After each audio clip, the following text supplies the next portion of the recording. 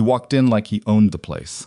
That was the thing about Rafe Calder, he always walked like that. Like the ground underneath him belonged to him personally, like whatever room he entered had been waiting for him to arrive. And tonight he walked through the glass doors of the Blackthorn Grand Hotel, with a woman on his arm who was not his wife, wearing a suit his wife had picked out for him on a Tuesday afternoon 8 months ago, smelling like a cologne she had given him for his birthday, and he did not even flinch when he saw her standing behind the front desk. He froze. That was the moment. The one that split Isadora Vale's life clean in half. If you have ever looked across a room and watched someone you loved become a stranger in a single second, you already know what happened inside her chest right then. If you haven't, stay with us tonight. Because this story is about what a woman does when the man she built her life around walks through her door with someone else, and she has to decide in the space of one breath whether she falls apart or stands up straight. Subscribe to this channel right now if you haven't already. Hit that like button. And drop your city and country in the comments below. I want to see exactly how far this story travels. Because what Isadora Vale did next is something I guarantee you will still be thinking about long after this video ends. Don't go anywhere. The Blackthorn Grand Hotel was not the kind of place that forgave weakness. It had 340 rooms, 4 restaurants, 2 rooftop bars, a spa that charged $400 for a 90-minute service, and a reputation that had taken 30 years and 3 general managers to build before the ownership group finally found the one person who could sustain it without letting it rot from the inside. That person was Isadora Vale. She had been running the Blackthorn Grand for 6 years when the night in question happened, and in those 6 years she had learned to anticipate problems before they became visible, to manage crises before they became public, and to keep her personal life completely separate from the marble lobby and the crystal chandeliers and the stupendous on her, to hold the whole operation together. She was good at keeping things separate. She had become very good at it over the course of her marriage. It was a Thursday in late October, 9:47 in the evening, and Isadora was standing behind the front desk because Marcus, her night shift supervisor, had called in sick 20 minutes ago and she had not yet reached his backup. She had a dinner she was supposed to attend at 10, a quarterly gathering at a restaurant 2 blocks away, with 3 hotel managers from the company's other properties, and she had already texted Victor Ashford, the ownership group's regional director, to say she might be running 15 minutes late. Victor had responded with a thumbs up because Victor responded to almost everything with a thumbs up, which was one of the reasons she respected him, and also one of the reasons he occasionally drove her insane. She was standing behind the desk reviewing a discrepancy in the room billing from that afternoon when the doors opened. She did not look up immediately. There was a couple ahead of them, a man and woman in their 50s, who had just finished checking in and were now arguing quietly about whether to go to the hotel bar or take their luggage up first. Isadora had processed their reservation and handed them their key cards and wished them a pleasant evening with the kind of warm professionalism that had become so automatic she could do it while reading invoices. She was doing exactly that when the second set of footsteps came through the entrance and crossed the lobby toward the desk. She looked up because it was her job to look up. The woman was in her late 30s, dark hair, good bone structure, a dress that had cost someone real money. She was smiling the way people smile when they expect service to go smoothly, the kind of smile that assumes competence rather than requesting it. Her hand was resting on the arm of the man beside her, with the easy familiarity of someone who had touched him that way many times before, in many different places, not just tonight. Isadora registered the woman first, then she registered the man. Rafe Calder, her husband. The world did not stop. That was the thing nobody tells you. The world keeps moving exactly the same way it was moving before. The couple with the luggage made their decision about the bar. A phone rang somewhere behind the desk. The chandelier above the lobby stayed exactly where it was, throwing the same light it had been throwing for the last hour, indifferent and expensive and beautiful. Rafe's face went through 5 or 6 expressions in about 2 seconds. Shock first. Then something that looked almost like a physical impact, like he had walked into glass he didn't see. Then the beginning of calculation she recognized that one immediately, had seen it 100 times across dinner tables and phone calls, and the particular way he framed bad news so it landed softer. And then, Underneath all of it, underneath every layer of composure and recovery he was scrambling to assemble, there was something that looked a great deal like terror. Good, some part of her brain said, very quietly, before she shut it down completely. Good evening. Isadora's voice came out exactly the way it always came out at the front desk. Warm, even, professional. Welcome to the Blackthorn Grand. Do you have a reservation? The woman, she would learn the name in a moment, Vivian Cross. It was going to be burned into her memory for years, recovered faster than Rafe did.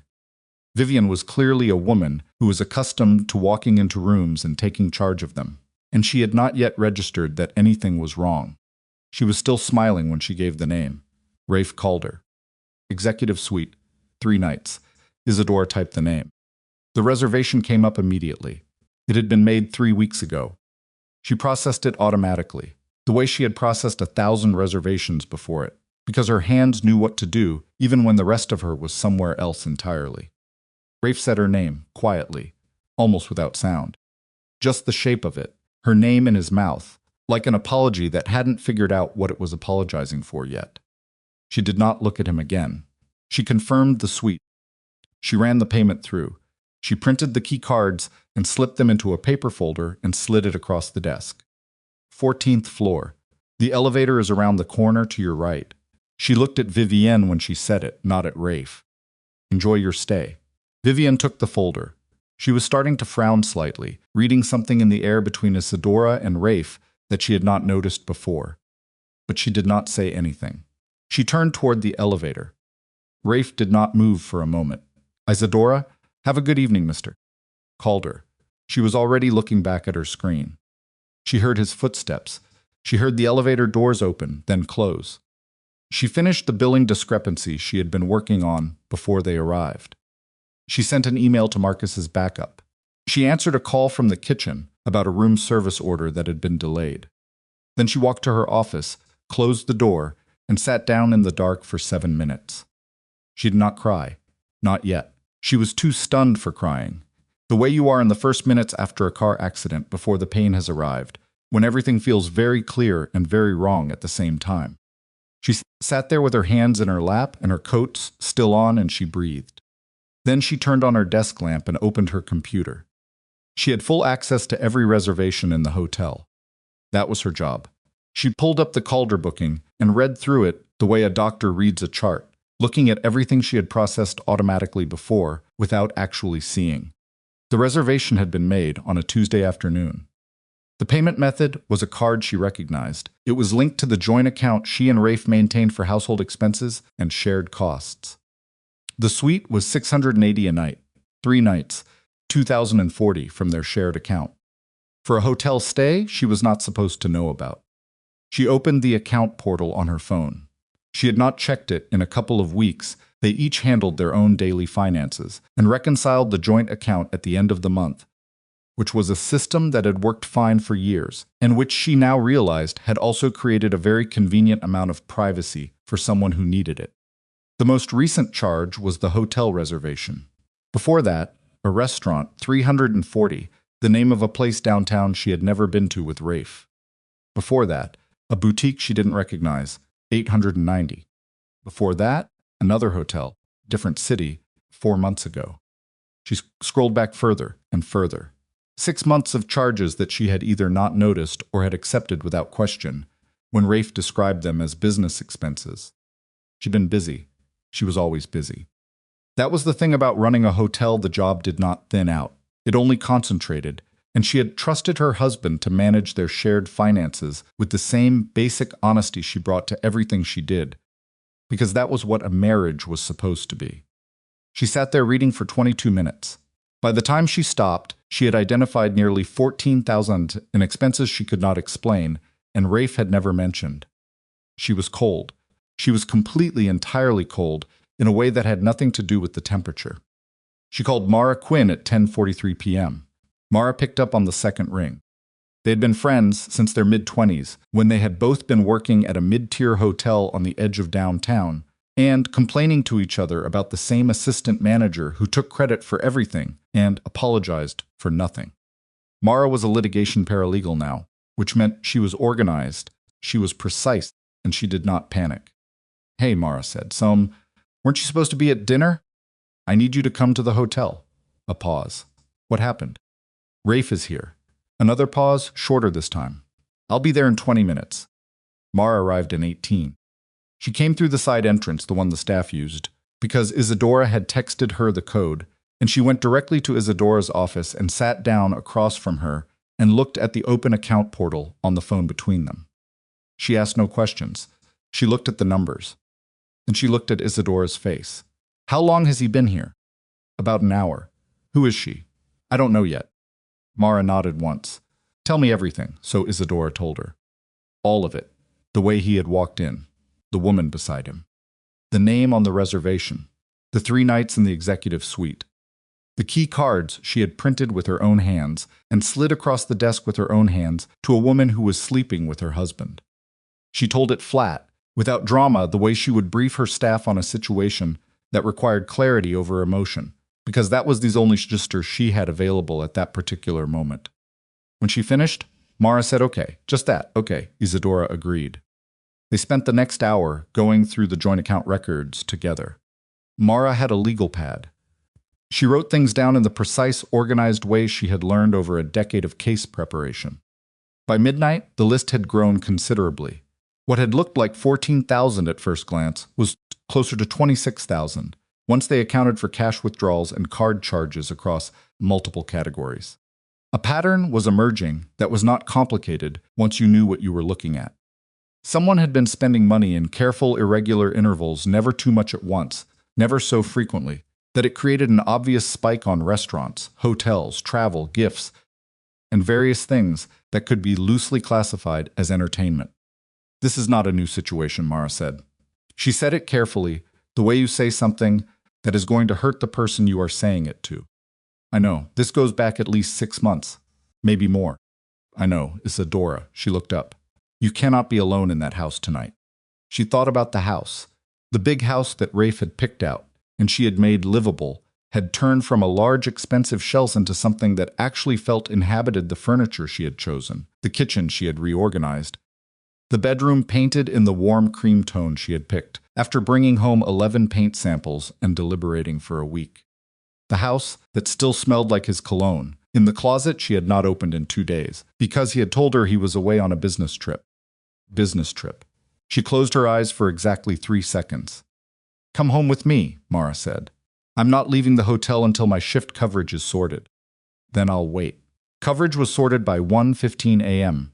Isadora briefed the overnight manager, handled 2 small issues that had come up during the evening, a noise complaint on the 9th floor, a payment dispute at the bar, and then changed out of her work blazer and walked out of the Blackthorn Grand with Mara beside her, without looking once at the elevator bank or the 14th floor button. She did not sleep much that night. She lay in the guest room of Mara's apartment and stared at the ceiling and thought about the very specific nature of what she was dealing with, because thinking about the logistics of it was easier than thinking about the emotional reality of it, and she was a person who had always managed difficulty by identifying what needed to be done next. What needed to be done next was complicated by the fact that Rafe Calder was not simply a cheating husband. Rafe Calder controlled a significant portion of the city's criminal underground. She had known this when she married him. That was the part she had never fully admitted to anyone, not to Mara, not to her mother, not to herself in the bright and unforgiving light of an honest mirror. She had known.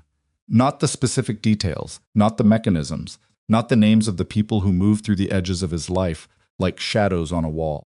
But she had known in the way you know things, when someone is very careful about what they tell you, but not quite careful enough. The calls that ended when she entered a room, the meetings described in outlines rather than specifics, the cash that moved in ways a legitimate business didn't require. She had loved him anyway. That was the thing she was least proud of.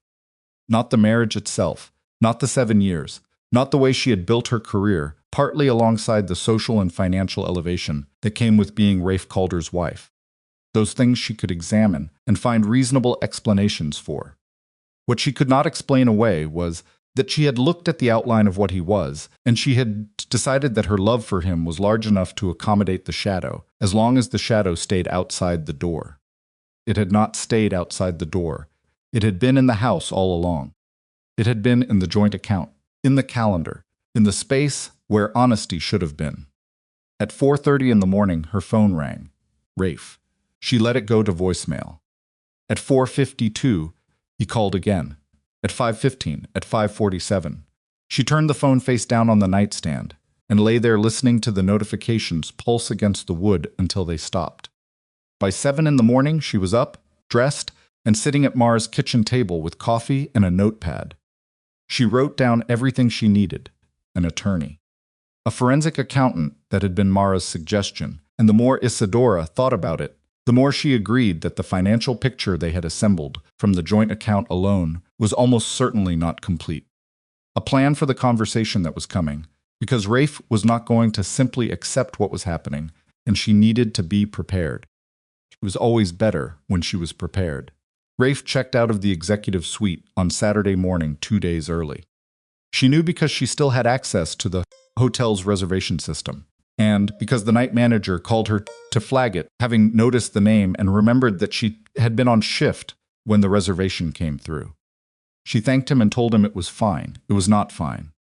But it would need to become fine eventually, which was close enough for now. He came to the house Saturday afternoon. She was there. She had known he would come, and she had arranged for Mara to be there too, and she had spent Friday evening pulling together every document she could access: bank statements printed from the joint account portal, a list of the charges she and Mara had identified, a timeline she had written out by hand, because writing it by hand made it feel less like a nightmare she might wake up from, and more like a set of facts she could act on. Rafe walked in and stopped when he saw Mara at the dining table, with the papers spread out in front of both of them. He looked at Isadora. She looked back at him. "Sit down, Rafe." He stayed standing. "Isadora, I need to explain. You can explain while you're sitting down, or you can explain while you're standing up, but either way, we're having this conversation." He sat down. He looked worse than she had seen him look in years. Rafe Calder had the kind of face that handled pressure, the way expensive machinery handled stress. It showed almost nothing on the surface while everything inside worked harder. But the face that sat across from her now had been doing that internal work for 2 days straight without much sleep, and the surface was starting to show the strain. His eyes were tired. His jaw was tight. He had shaved, but not carefully, and there was a small cut near his chin that he had not noticed or had noticed and not bothered with. She had noticed it. She hated that she had noticed it. "Who is she?" Isadora asked. I didn't ask what it is. I asked who she is." He told her the name. "Vivienne Cross." He said it the way men say things they have been dreading saying, quickly, like speed makes it land with less force. "How long?" 8 months. She had thought 3-4, based on the financial records. 8 was worse. Is she the only one? The pause before he answered was not long. Maybe 2 seconds. But in 2 seconds she read everything she needed to read. Rafe. There where he stopped, started again. It was not serious. Any of it. It was never any, he told her. Wrote something down on the legal pad without looking up. Isadora sat very still. She had a habit, under extreme pressure, of becoming very physically still. She had learned it in her first year of hotel management, when she had realized that stillness read as control, regardless of what was actually happening inside her. It had served her well in 100 difficult situations. It served her now. "The money," she said. "I can explain." "I know you can explain. You can explain everything, Rafe. You always could. What I'm asking you to do right now is not explain it. I'm asking you to confirm what I already know, so I know whether your explanation is honest or whether it's another layer of the same thing." He confirmed it. He confirmed the charges, the accounts, the hotels, the gifts. He confirmed numbers that were even higher than the ones she and Mara had identified, because there were accounts she did not have access to, cards she did not know about, a financial architecture built alongside their marriage that was designed specifically to be invisible to her. She sat with that for a moment. "I want you to leave," she said finally. "Isadora, I want you to go upstairs, pack what you need for a week, and leave this house." "This is my home." "I know it is." She met his eyes. "I know exactly whose name is on what, and I know what my rights are. I'm not asking you to forfeit the house. I'm asking you to be somewhere else tonight, because I need you to be somewhere else tonight, and if you push back on that, I'm going to make things considerably more complicated for both of us immediately. So please, go upstairs. Take what you need and leave. Rafe looked at Mara. Mara looked at her legal pad. He looked back at Isadora, and she saw it happen, the thing she had never seen happen in 7 years of marriage. Because in 7 years she had never looked directly at him like this, had never held his gaze with absolutely nothing behind it except the stripped, cold truth of where they were. She saw the power leave him, not dramatically, not all at once. Just a kind of slow deflation, like a tire with a slow leak, not a blowout. Just a gradual and irreversible loss of what had been holding the shape. He went upstairs. He packed a bag. He came back down 20 minutes later and stood in the doorway of the dining room. "I love you," he said. She did not say anything. He left. Mara waited until the front door closed, then waited another full minute and said, "You okay?" "Not even close," Isadora said. "That's a reasonable answer." "I know." She looked at the papers on the table, the charges, the timeline, the numbers she had written in her own handwriting on a legal pad that now represented the financial autopsy of her marriage. "I need an attorney," she said. "I already have someone in mind," Mara said. Of course she did. The attorney's name was Vivian Mercer. They met 3 days later, on a Tuesday morning, in an office on the 22nd floor of a building downtown that had a view of the river on one side and the city on the other. Vivian Mercer was somewhere between 50 and 60, had short silver hair cut very precisely, and looked at the financial documents Isadora had brought with the focused expression of someone reading a map in unfamiliar territory. She asked careful questions. Isadora gave careful answers. After 45 minutes, Vivian set down the papers and looked at her directly.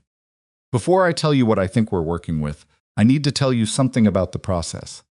Divorce cases involving significant hidden assets, and that is clearly what this is, even from what you've brought me today, require forensic accounting to establish the actual financial picture. What you've found so far is the visible layer. In my experience with cases like yours, the visible layer is rarely the complete one. I'm aware that Rafe's finances are not uncomplicated," Isadora said carefully. Vivian looked at her for a moment. "How aware?" "Aware enough to know that any forensic investigation is going to find things that don't belong on standard tax returns. Does that concern you? What concerns me is protecting what's mine and ending this marriage cleanly. Whatever the investigation uncovers about his business is a separate problem." Vivian nodded slowly. "All right, I'll bring in my forensic accountant. His name is David Park. He's thorough, he's discreet, and he's worked on cases involving complex financial structures before. It will take time. How much time? Depends on how cooperative Rafe's side chooses to be." Isadora thought about Rafe sitting across from her at the dining table 2 days ago, with Mara's legal pad between them, confirming numbers she had already half identified. She thought about the way he had left when she told him to leave. She thought about the slow deflation she had watched happen behind his eyes. "He'll cooperate," she said. She believed that when she said it, she was mostly right, but not entirely. Rafe's attorney made the first contact the following week, a man named Gerald Sato, who had the very specific energy of someone who had spent decades negotiating on behalf of men who did not like being told what they owed. Gerald called Vivian's office and had a preliminary conversation that Vivian summarized for Isadora in a brief email. Rafe's position, as of this initial contact, was that he was willing to discuss a settlement, but wanted to approach it as a mutual negotiation rather than an adversarial proceeding. "He wants to negotiate," Isadora said when she read the email. "Yes," Vivian said over the phone, which is not unusual. "It's also not binding. We can negotiate and simultaneously pursue full financial disclosure, which is what I intend to do." "Good, Isadora. I want you to be prepared for the possibility that this gets complicated in ways that go beyond the financial records. Rafe Calder's name carries a certain weight in this city. Some of that weight may be applied to this proceeding in ways that are not." "Vivian, yes? I ran the Blackthorn Grand Hotel for 6 years. I have managed every type of difficult situation you can imagine in that building, involving people with considerably more public power than Rafe and considerably less reason to behave well. I am not going to be frightened out of what I'm owed." A pause. "I believe you," Vivian said. "Good. Then let's get started." She hung up. She sat in her office at the Blackthorn Grand her office, with her name on the door and her certifications on the wall and 6 years of proof that she had built something real in that building, and she let herself feel the full weight of what she was walking into. It was enormous. She would not pretend otherwise, even to herself. Rafe's world was not a clean world. The legal proceeding was going to brush up against things that were not supposed to be in the light. And Rafe was a man who was accustomed to having a certain amount of control over what happened when things got difficult. And she was about to remove that control from him in the one place he had always assumed she was not paying attention. She opened her email. She had 43 unread messages, most of them hotel business, 2 of them from staff, 1 from Victor about a property review scheduled for next month. She answered the hotel emails first. Then she answered Victor. Then she opened a new message to Vivian with 3 follow-up questions about the forensic process. She hit send. There was work to do. Real work, difficult work, work that was going to require everything she had. She had not started from nothing before. She had always had a foundation, a credential, a position to build from. But she had started from hard places. She had held things together when they were pulling apart before. She had stood in the lobby of this hotel and handled crises that had broken people with more resources and less determination than her. Rafe had walked into the Blackthorn Grand with another woman and handed Isadora a key card to a disaster he had been building for the better part of a year. She had processed the reservation. She had smiled. She had said to enjoy your stay. And then she had gone to her office, opened a computer, and started paying attention in the way she should have paid attention months ago, and what she found was going to change everything. Not just for her, for both of them. She was not glad about that. She was not happy about any of it. She was 38 years old, and she had believed in this marriage, and she had structured her life partly around the man who had just told her, in the only honest conversation they had probably ever had, that there had been multiple women, multiple lies, and a significant amount of money she had worked to earn that had been quietly redistributed into a life she was not part of. She was not glad, but she was paying attention now. And Rafe called her for all his power, for all his reach, for everything he controlled in the dark geography of this city, had never once considered the possibility that his wife was the most dangerous thing in his life. He was about to find out. David Park arrived on a Wednesday morning with a rolling briefcase, a laptop bag, and the quiet, unhurried manner of a man who had seen worse than this and expected to see worse again before the week was out. He was 51 compact, with reading glasses he wore low on his nose, and pushed up only when he wanted to make a point. Vivian had described him as thorough and discreet, which Isadora had taken to mean competent and expensive, and both of those things turned out to be accurate. He sat up at the dining room table of the house, Rafe's house, still technically Rafe's house, though he had not been back inside it since the night she told him to leave, and he asked Isadora to walk him through everything she had access to in the order she had accessed it, without editing or summarizing. She did that. It took 2 hours. When she finished, David Park took his glasses off, set them on the legal pad in front of him, and said, "How familiar are you with the term commingling?" "Generally familiar. In this context, it means that money from legitimate sources and money from sources that are not legitimate have been moved through the same accounts at different times, making it difficult to establish a clean boundary between what belongs to the marital estate and what belongs to other structures." Other structures, Isadora repeated. Rafe Calder's financial architecture is not simple. I've done preliminary research based on the documents you've provided and what's publicly accessible. There are at least 11 business entities registered under names associated with him or his known associates. Some of them have real operations. Some of them appear to exist primarily on paper. He paused. What I'm telling you is that the $26,000 you and your attorney identified from the joint account records is almost certainly not the ceiling. I know. I need you to also understand that some of what I find may not be usable in a divorce proceeding because of its origin. Money that passed through criminal enterprise is not simply evidence of marital asset dissipation. It creates jurisdictional and legal complications that could slow the proceeding or redirect it in ways that don't serve your interests. What does that mean practically? It means I will identify everything I can find. Then Vivian decides what we use, what we reference, and what we set aside. But you need to know the full picture exists before we decide what to show. Isadora looked at the dining room table, the same table where she and Mara had sat with the account records. 2 weeks ago, the same table where Rafe had sat across from her and confirmed numbers she had already half known. The table had good light in the mornings. She had picked it out herself, had spent 40 minutes in a furniture showroom, deliberating between two nearly identical options, because she wanted it to be right. She'd wanted so many things to be right. Find everything, she said. David Park put his glasses back on. That's what I'm here for. He worked steadily for the next 3 days, mostly from the dining room, sometimes from the home office that had been technically Rafe's, but which she had not locked, and he had not asked her to. He was quiet. He did not make unnecessary conversation. He asked specific questions when he needed specific answers and left her alone the rest of the time, which was exactly what she needed because the rest of the time she was running a hotel. The Blackthorn Grand did not pause for her marriage. The October renovation schedule that she had been coordinating for 3 months was ongoing. The ballroom was getting new lighting. The main corridor carpet was being replaced, and she had 3 contractors on site who needed daily coordination and occasional managing when they started sliding on timeline.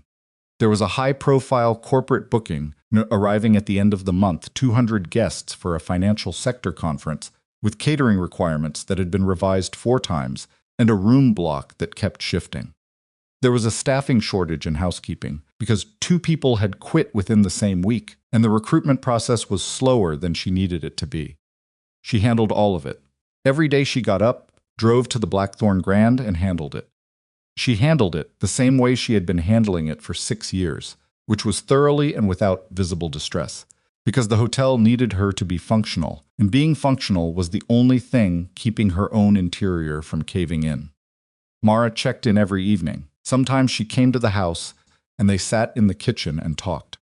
Sometimes they were too tired for talking, and they just sat there with their respective coffees and their respective phones, and the particular comfortable silence of people who have known each other long enough that silence is also a form of company. Rafe was staying at an apartment in the city. She knew the general location because his attorney had provided contact information for logistical purposes, but she did not know the specific address and had not asked. He had called twice in the first week after leaving the house. She had not answered either call. He had left one voicemail, which she had listened to once, standing in the hotel parking garage, and which had said approximately what she expected it to say, that he was sorry, that he wanted to talk, that he thought they could still work through this. She had deleted it and gone upstairs to deal with the ballroom lighting contractor. The second week, the calls stopped. She did not know whether that was because he had accepted the situation, or because his attorney had advised him to stop calling. She found, somewhat to her own surprise, that she did not particularly care which it was. What happened instead was that Vivienne Cross called her. It was a Thursday evening. Isadora had just gotten home and was still in her work clothes, standing in the kitchen with the refrigerator door open because she had not eaten since noon and was trying to remember what she had that required the least amount of preparation. Her personal phone rang with a number she did not recognize. She almost let it go. She answered because she had been expecting a call from her mother and had not yet confirmed she had the right number stored. "Is this Isadora?" The voice was careful, controlled. The voice of someone who had prepared what they wanted to say. She knew immediately the register of it, the slight tension underneath the precision. "It is," Isadora said. She closed the refrigerator. "This is Vivienne Cross." Isadora stood in her kitchen and said nothing. "I know this is..." Vivienne started, then stopped. Started again. "I know this is not something you want. I won't take much of your time." "What do you want?" A breath. "I want you to know that I didn't know he was married." Isadora turned this over in her mind for a moment. The statement landed without the force Vivienne had probably hoped for, because by now Isadora had moved far enough past the initial shock that she was operating in a register of colder analysis, and the coldly analytical question the statement raised was, did it matter? "How long?" Isadora asked. "I'm sorry, how long before you found out?" A silence that was slightly too long.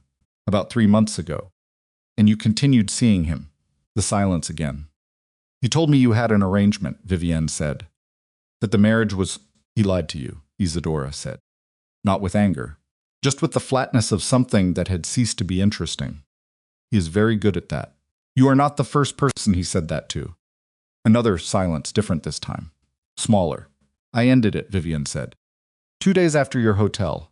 I ended it." "I see, I thought you should know that." Isadora leaned against the kitchen counter. She was tired in a way that sleep did not seem to reach, had been tired like this for 2 weeks, the kind of tired that sat behind the eyes and made everything require 2 extra seconds of processing. She looked at the refrigerator, still closed now, and thought about whether this phone call changed anything. "Thank you for telling me," she said, not warmly, not coldly. Just the way she thanked hotel guests for information that was useful to have, but did not require a more elaborate response. She ended the call. She stood in the kitchen for another minute. Then she opened the refrigerator, found eggs and cheese and a half a block of butter, and made herself something to eat because she still had not eaten since noon, and the conversation with Vivienne Cross was not going to change that basic fact. Later, she would think about that phone call, and what it meant that Vivienne had felt compelled to make it. Not sympathy exactly. More a recognition of the particular trap Rafe had built around multiple people simultaneously, the way he had managed his various compartments so carefully that the people in them had remained completely separate until the marble lobby of the Blackthorn Grand had accidentally put 2 of his compartments in the same room. He had made Vivienne a liar without her knowledge. He had made Isadora a fool without her consent. He had done all of this while sitting across from both of them at different tables, saying the things that each situation required, moving seamlessly between versions of himself the way a very practiced person moves between languages. She had been married to that for 7 years. That was the part she came back to, alone in the house at night, in the hours when the work thoughts stopped being enough distraction. Not the betrayal itself, the betrayal was a fact, and facts could be dealt with. What she came back to was the duration of the not knowing. 7 years of reading someone's face across a dinner table and thinking she understood what was on it. 7 years of accepting explanations she had not thought to question, because questioning them would have required imagining a version of Rafe she had not been willing to imagine. She had not been willing to see it. That was the part that cost her sleep.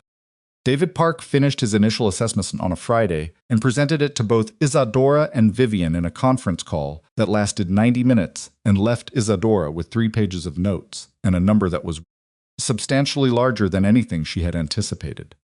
The total financial exposure, meaning the money drawn from marital assets and redirected to Rafe's personal expenditures and relationships over the period David had been able to document, was not $26,000. It was not $30,000.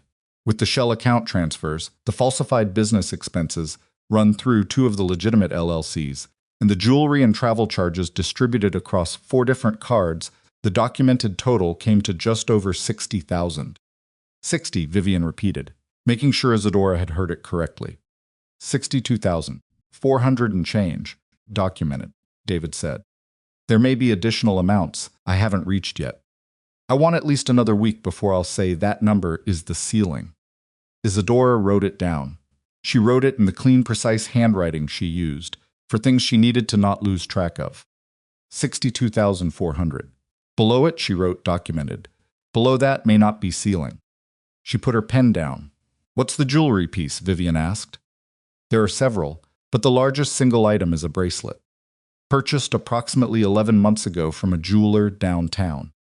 The charge runs through one of the business accounts, but the business entity that card belongs to has no legitimate operational reason to be purchasing jewelry. 8,200. 11 months ago, Isadora said. Yes. She did the math. 11 months ago was before Vivienne Cross, which meant the bracelet was not for Vivienne. She looked at her notepad. She had written down a number and 2 qualifiers, and now she was staring at the space below them and thinking about a bracelet bought 11 months ago for a woman she did not know the name of, paid for with money moved through a shell company, while Rafe had sat across from her at their dining room table that she had picked out herself in a furniture showroom and talked to her about whatever they had talked about 11 months ago. She could not remember what they had talked about 11 months ago. Isadora, Vivienne said. I'm here. Are you all right? I'm fine. Keep going. There was a beat on the line. Then Vivienne kept going. The conference call ended at noon. Isadora had a 1:30 contractor meeting and a 3:0 with the catering team for the corporate conference and a 4:30 review of the staffing numbers with her HR coordinator. She went to all 3. She was present and focused and handled everything that needed handling. Because she had learned a long time ago that competence was not contingent on emotional stability, you could be breaking apart on the inside and still read a catering contract and identify the clause that needed renegotiation, And in fact, the discipline of doing the work was sometimes the only thing that kept the breaking, apart from becoming total. She was good at the work. She had always been better at the work than at almost anything else.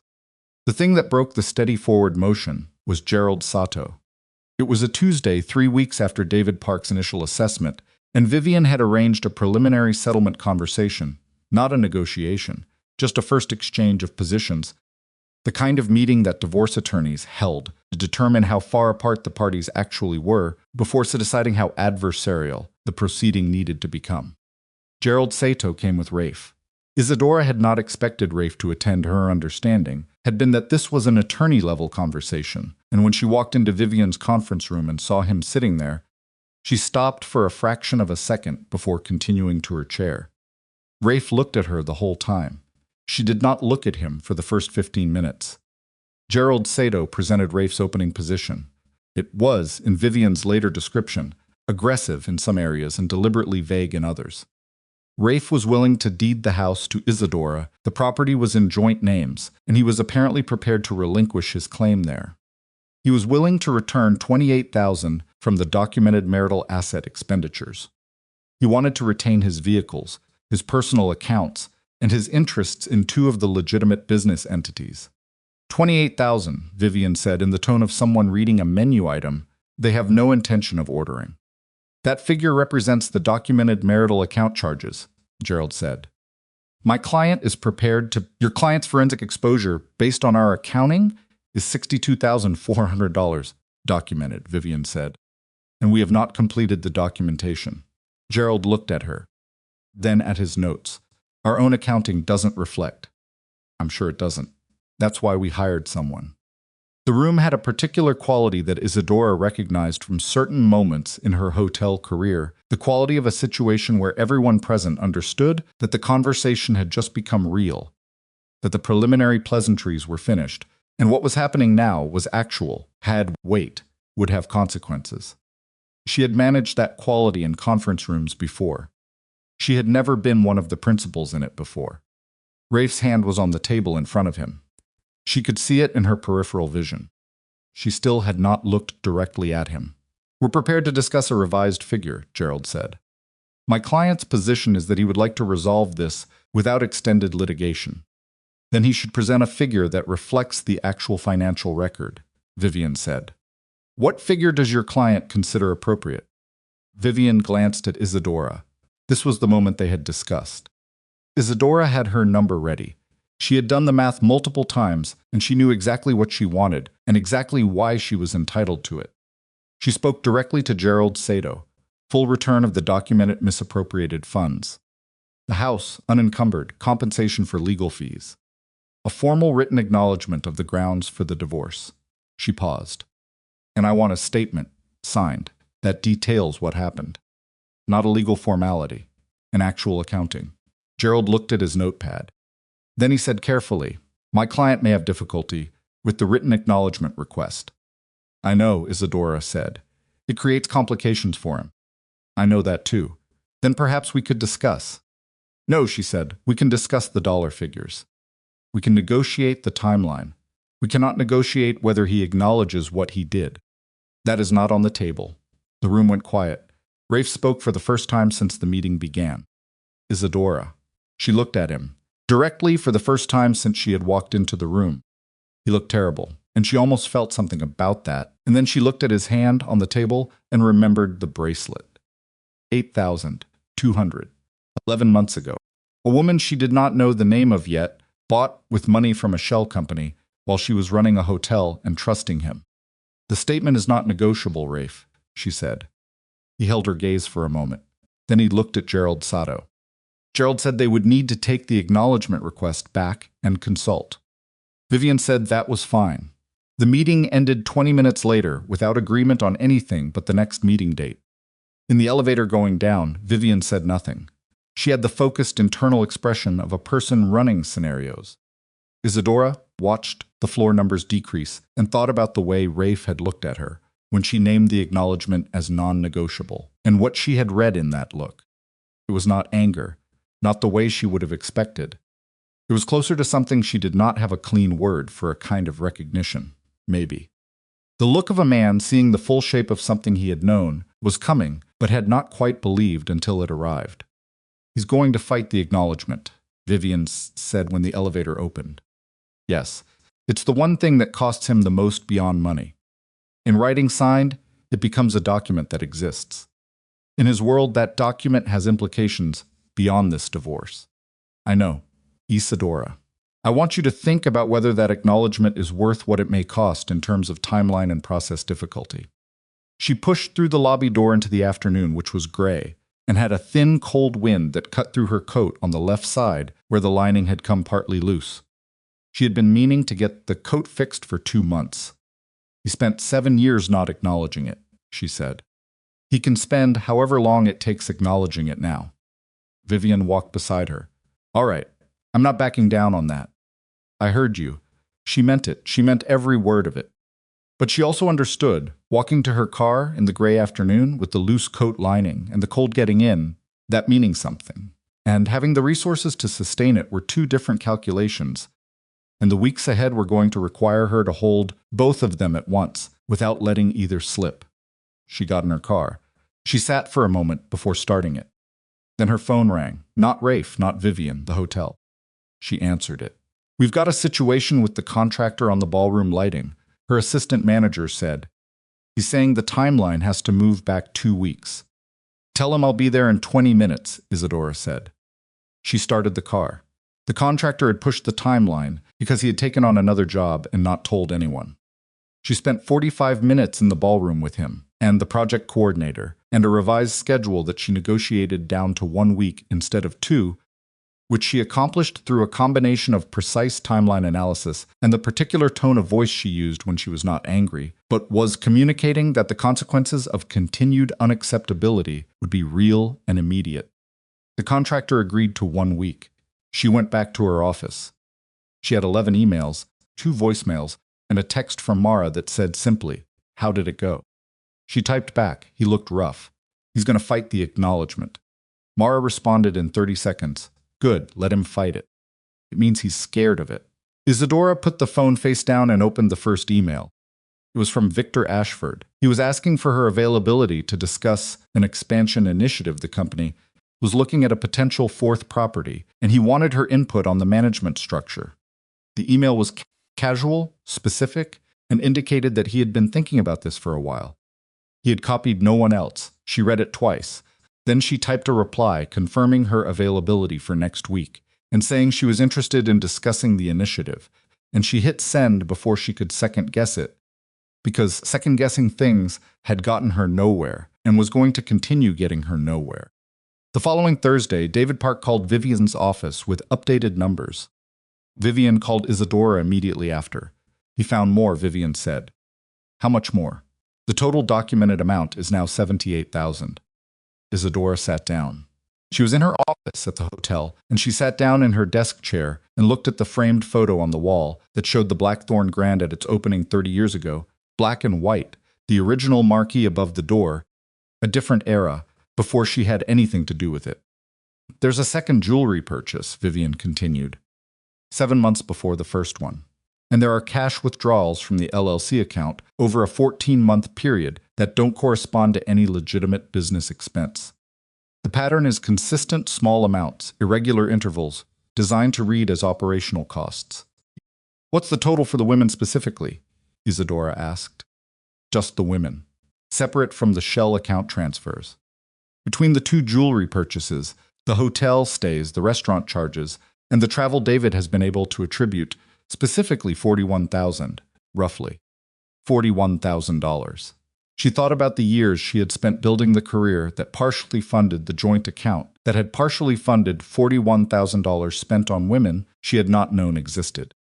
She thought about the hours, the early mornings, the late nights, the contractor negotiations and the catering contracts and the staffing crises and the corporate conferences and the 6 years of holding the Blackthorn Grand together so that it could thrive, so that it could be the thing Victor Ashford pointed to when he talked about what good management looked like. She thought about standing behind the front desk at 9:47 on a Thursday night because her shift supervisor had called in sick and she had covered without complaining.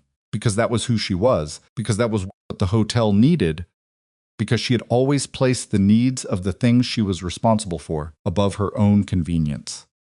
And in that same window of time, across those same years, a parallel accounting had been running without her knowledge. Isadora, Vivian said. I want the full number, Isadora said. Whatever David finds, I want all of it in the report. You'll have it.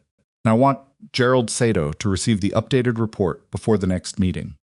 I want him to have to sit across from Rafe and explain to him what $78,000 looks like on paper before Rafe walks into that room. I can arrange that. Good, she hung up. She sat in her office for 4 minutes. She looked at the black and white photograph on the wall. She thought about $78,000. She thought about 14 months of cash withdrawals designed to read as operational costs. She thought about the particular kind of intelligence required to construct something like that, the patience of it, the attention to detail, the long-game calculation.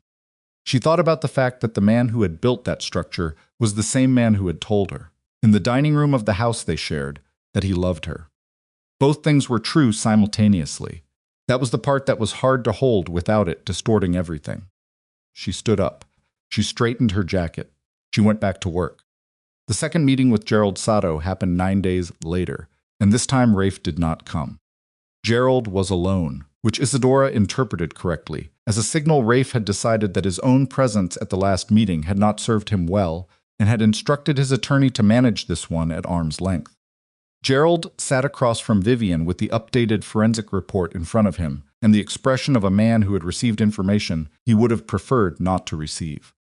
My client, Gerald said carefully, acknowledges that the accounting reflects a more complex financial picture than his initial position represented. It does, Vivian agreed pleasantly. He's prepared to revise his offer. The revised offer was $52,000, plus the house, plus legal fees up to a defined limit, minus the written acknowledgement, which Gerald presented as removed from consideration entirely, with the careful wording of someone who has been told by his client that this is the absolute non-starter, and to hold that line regardless of everything else. Isadora listened. She let Vivian handle the initial response, which was to note that $52,000 against a documented $78,000 was not an acknowledgement of the full financial record but a negotiated reduction, and that any settlement figure would need to reflect the actual documented amount plus compensation for the process costs that had been generated by the need to document it forensically in the first place. Then Isadora spoke. I want to address the acknowledgement directly, she said. Gerald looked at her. Rafe's position is that a written acknowledgement creates complications for him. I understand that. I understand exactly what kind of complications. And my position is that I have spent 7 years in a marriage that was built on a financial and personal deception of a scale that took a forensic accountant weeks to partially document. She kept her voice even. She kept her hands still on the table in front of her. The acknowledgement is not punitive. It is accurate. And I will not accept a settlement that treats the thing that ended this marriage as something we all agreed to pretend was less definitive than it was. Gerald looked at his notepad. He was a careful man, Gerald Sato. She had come to understand that not a bad man, necessarily, just a man whose job required him to represent a position without personally endorsing it. And he was doing that job now, with the specific discomfort of someone who knew the position he was representing was not going to hold. My client will need to consider, Gerald said. He should consider carefully, Isadora said. Because the longer the documentation process continues, the more complete the picture becomes. David Park has not finished his review. Gerald looked up. He has a 3rd week of work remaining, Vivian added. Whatever he finds in that 3rd week becomes part of the record. The implication settled in the room like weather. Gerald closed his notepad. He said he would be in touch. He left. Vivian looked at Isadora. That was well done. He already knew we weren't settling at 52. Yes, but sometimes people need to hear it said out loud before they believe it. That night, Isadora drove home through the city that Rafe controlled had always controlled. She had always known it. She was moving through it now, with the particular awareness of someone who understands the landscape differently than they did a month ago, sees the structures and surfaces with new information about what runs underneath them. She drove through it without anxiety and without aggression, just with attention. She parked in the driveway of her house. She sat in the car for a moment before going in. Her phone buzzed. A text from an unknown number. She opened it. 2 sentences. You should stop this before it goes further. You don't know what you're getting into. She read it twice. Then she took a screenshot. Then she forwarded it to Vivian and to Mara with the same short note. Received tonight. Unknown number. And then she went inside, locked the door behind her, and stood in her kitchen for 60 seconds, processing whether she was afraid. She was. A little. Not the kind that breaks you, the kind that sharpens you. The kind that tells you that the situation has become real in a new way, that someone has decided the proceeding has gone far enough, and has made a clumsy, dangerous move to communicate that. The move was clumsy because it was traceable.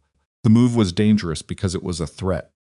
And what it told her, more than anything else, was that the forensic accounting had found something that mattered enough to someone to send an anonymous text to a woman in the middle of a divorce proceeding. She picked up her phone and called Vivian. Vivian answered on the 3rd ring. I got your message, Vivian said. Are you safe? Yes, I'm going to refer this to my contact at the DA's office. A text like this, in the context of an ongoing proceeding, is... I know what it is, Isadora said. It may accelerate things we weren't planning to deal with yet. I know. Isadora, I need you to understand that if this becomes a matter involving the DA's office, the scope of this proceeding may expand beyond the divorce. She stood in her kitchen. She looked at the table. She thought about David Park and his rolling briefcase and his 14 months of documented cash withdrawals designed to look like operational costs. She thought about 78,000. She thought about a text from an unknown number telling her to stop before it went further. Let it expand, she said. Vivian's contact at the DA's office was a woman named Sandra Cho. Sandra Cho was 44, had been with the Financial Crimes Division for 11 years, and had the specific quality of someone who had spent over a decade listening to people explain complicated financial situations. She heard everything at a slight remove, processing it not for its emotional content, but for its structural implications, the way a translator works, converting what people said into something more precise than what they meant. She came to Vivian's office on a Thursday morning, 2 days after the anonymous text, and she sat across from Isadora and Vivian, with a legal pad and a pen and no recorder, which Vivian had specified in advance. I want to be clear about why we requested this meeting, Vivian said. My client received a threatening communication in the context of an ongoing divorce proceeding. We're not here to allege criminal conduct. We're here to report the communication and understand whether it falls within the scope of something your office considers actionable. Sandra Cho looked at the screenshot Isadora had forwarded. She looked at it for longer than seemed necessary for 2 sentences. When did you receive this? She asked Isadora directly. Tuesday, around 9 in the evening. Have you received any other communications from unknown numbers in the past month? No. Has anyone approached you in person? Anyone you didn't recognize? No, Sandra Cho wrote something on her legal pad. Then she said, Can I ask you a direct question? Yes, Isadora said. How familiar are you with the full scope of your husband's business operations? Isadora looked at Vivian. Vivian gave a small nod. I know they are not entirely legitimate, Isadora said. I do not know the specific scope. My forensic accountant has documented financial structures that suggest significant complexity. I have not asked for details beyond what is relevant to my divorce proceeding. Sandra Cho looked at her for a moment, not unkindly, just steadily. Mrs. Calder-Vale, Isadora said. I use my maiden name professionally, Ms. Vale. The text you received is consistent with a pattern of behavior observed in situations where a civil proceeding begins to surface financial information that intersects with an active or potential criminal investigation. She paused. I'm going to say something, and I need you to understand it is not an accusation. It is a contextual statement. All right. Your forensic accountant's work may have uncovered the edge of something considerably larger than a marital asset dispute. The shell account structures, the cash withdrawal patterns, the LLC activity, these are consistent with methods used to move money that does not have a legitimate origin. We have been aware of some of these structures for some time. We have not had a point of entry. Isadora sat very still. Are you telling me, she said slowly, that my divorce proceeding is currently functioning as a point of entry for a criminal investigation? Sandra Cho did not answer immediately. She clicked her pen once, a small gesture that felt involuntary rather than deliberate.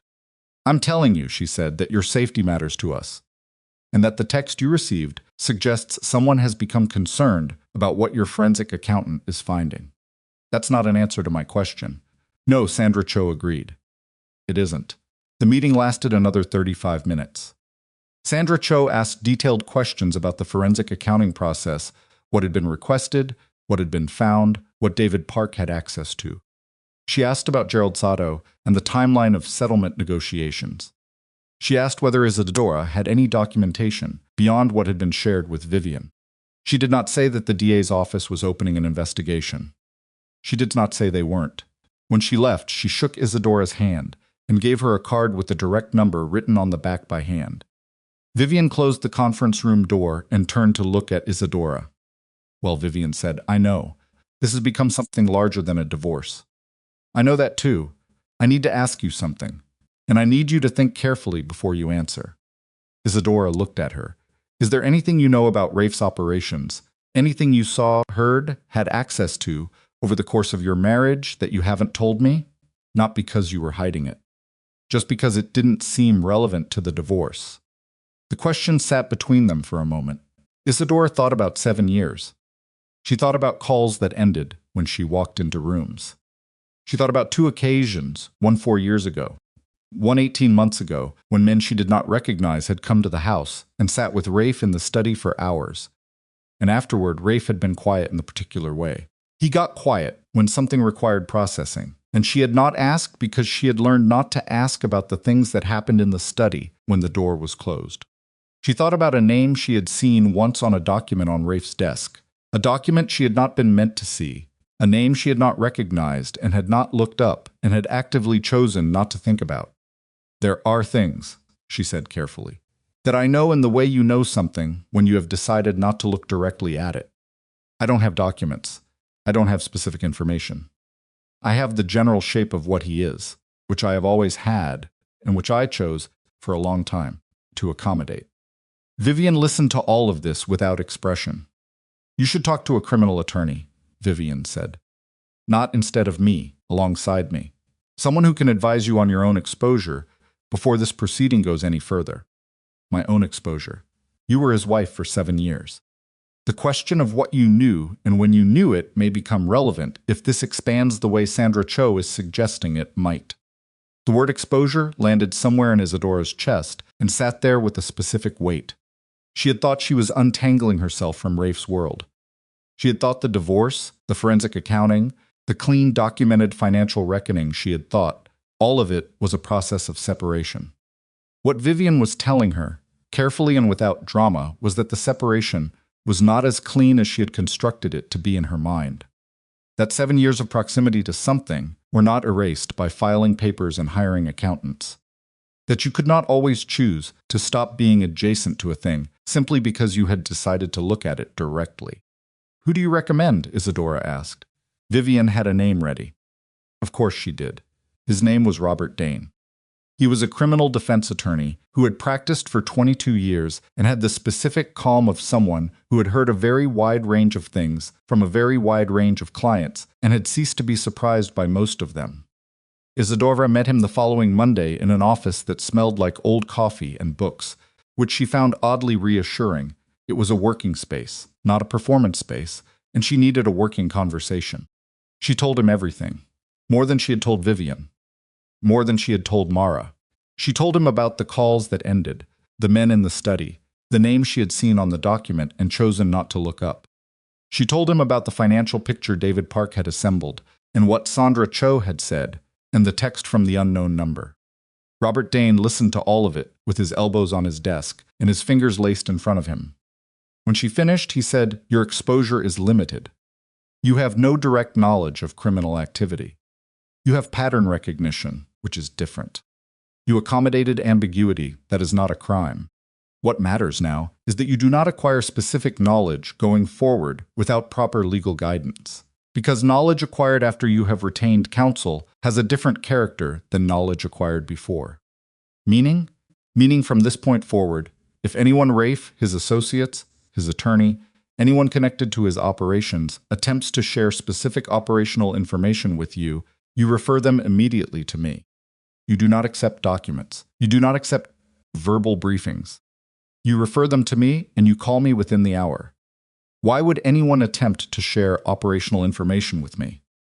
He looked at her steadily. Because you are currently in a proceeding that is surfacing financial information they may want managed. And sometimes, when people in that position want something managed, they try to create shared stakes. A woman who knows something is less likely to allow a proceeding to go in a direction that exposes that something. She sat with that. They would try to implicate me, she said, deliberately.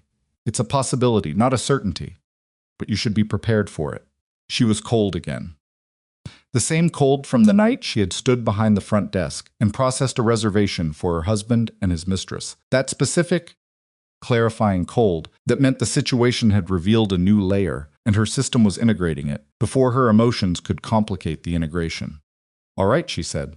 I need to ask you something else, Robert Dane said. Go ahead. David Park's forensic accounting. Do you know whether his work has been shared with anyone else outside your legal team? Only Vivian and me. No copies provided to the DA's office yet? Not yet. Sandra Cho asked about it. Vivian said the report was work product and that any formal request would need to go through her. Robert Dane nodded slowly. Good, I want you to hold that line. If the DA's office comes back with a formal request, I need to be part of that conversation. She left his office 40 minutes later with 2 new contacts in her phone and a significantly expanded understanding of the situation she was inside. She sat in her car in the parking structure adjacent to his building and breathed carefully for a moment, the specific breathing of someone recalibrating rather than panicking in through the nose, out through the mouth, the kind of breath that was not meditation or technique, but simply the body's basic bid for steadiness when the mind was managing too many new pieces. Then her phone rang. It was Mara. I need to tell you something, Mara said. And I need you to not react until I finish. Isadora's hands tightened on the phone. Go. I got a call this morning from someone I know from the firm. She's a paralegal at Declan Marsh's office. Declan Marsh was one of 4 criminal defense attorneys in the city who primarily worked for clients in Rafe's part of the world. Isadora knew the name. She had never met the man. What did she say? She said that Declan Marsh was retained last week by Rafe. Not in connection with your divorce. Separately, that's not unusual. Rafe would want criminal defense counsel if Isadora. Mara's voice was careful. Precise in the way she got precise when the information was bad. She said that among the materials Marsh's office has been reviewing is a series of financial documents. Documents that predate your divorce filing. Documents in which your name appears. The parking structure was dim and smelled like exhaust, and she was sitting very still in the driver's seat. My name. As a signatory, on 2 accounts, both of them associated with one of the LLCs David Park identified. She heard Mara stop. She heard the shape of what Mara was not saying yet, the space around it. The particular silence of information so serious that even Mara, who did not soften things as a general practice, was pacing herself. I never signed anything for any of his companies, Isadora said. Her voice came out flat and factual. I was not involved in any of his business entities. I have never signed a document in connection with any LLC associated with Rafe. I know that, Mara said. I believe you completely. But there are documents that say you did. Isadora closed her eyes for exactly 5 seconds. When she opened them, the park structure was exactly as dim as it had been, and the smell of exhaust was exactly as present, and her phone was warm against her ear from the length of the call. Forged, she said. That would be my interpretation, Mara said. Yes. When were they signed? What are the dates on them? My contact didn't have full details. She had partial information. She was taking a risk even passing this much. What she was able to say was that the documents show signatures attributed to you on 2 separate dates, both within the past 3 years. 3 years ago, she had been running the Blackthorn Grand. She had been his wife.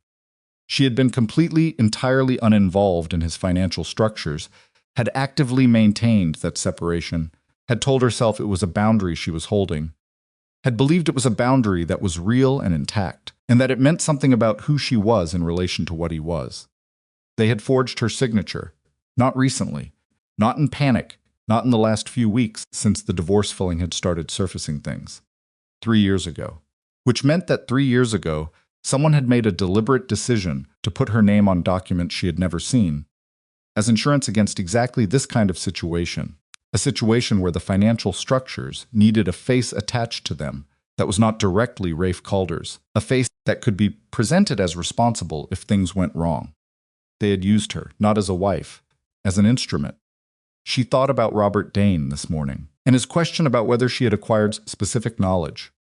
She thought about the careful way he had framed it, knowledge acquired before counsel had a different character. She thought about 7 years of accommodated ambiguity and a boundary she had believed was real.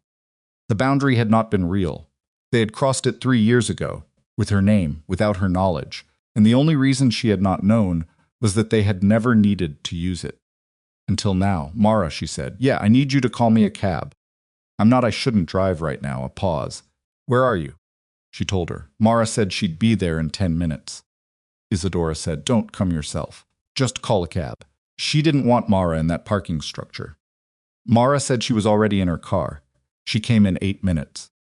She pulled into the space next to Isadora and got out and opened the passenger door of Isadora's car and sat down and did not say anything. She just sat there, present. Warm in the way that Mara was warm when the situation was bad enough. That warmth was the only honest response. Isadora stared at the concrete column in front of the car. They set me up, she said finally. Not now, years ago. They built it years ago, and they left it there, and now that the divorce is surfacing the financial structures, they're going to use it. Maybe, Mara said. Or maybe it's a threat, a pressure move. Show you what they have and see if it stops you. Either way, the documents exist. Either way, Mara agreed. Which means that what I thought was a divorce proceeding involving my husband's financial misconduct has become something in which I am potentially a named party on criminal financial documents. She said it out loud, not because Mara didn't understand it, but because she needed to hear the words in her own voice, needed to feel the full shape of it. Because she had spent 2 weeks constructing a version of this situation in which she was a woman cutting herself loose from a man's corruption. And what she was sitting with now, in this dim parking structure, was the understanding that the corruption had reached further than the edge of their marriage. It had reached into her, without her knowledge, without her consent. And now it was going to follow her into a courtroom if she didn't find a way to stop it. What does Robert Dane need?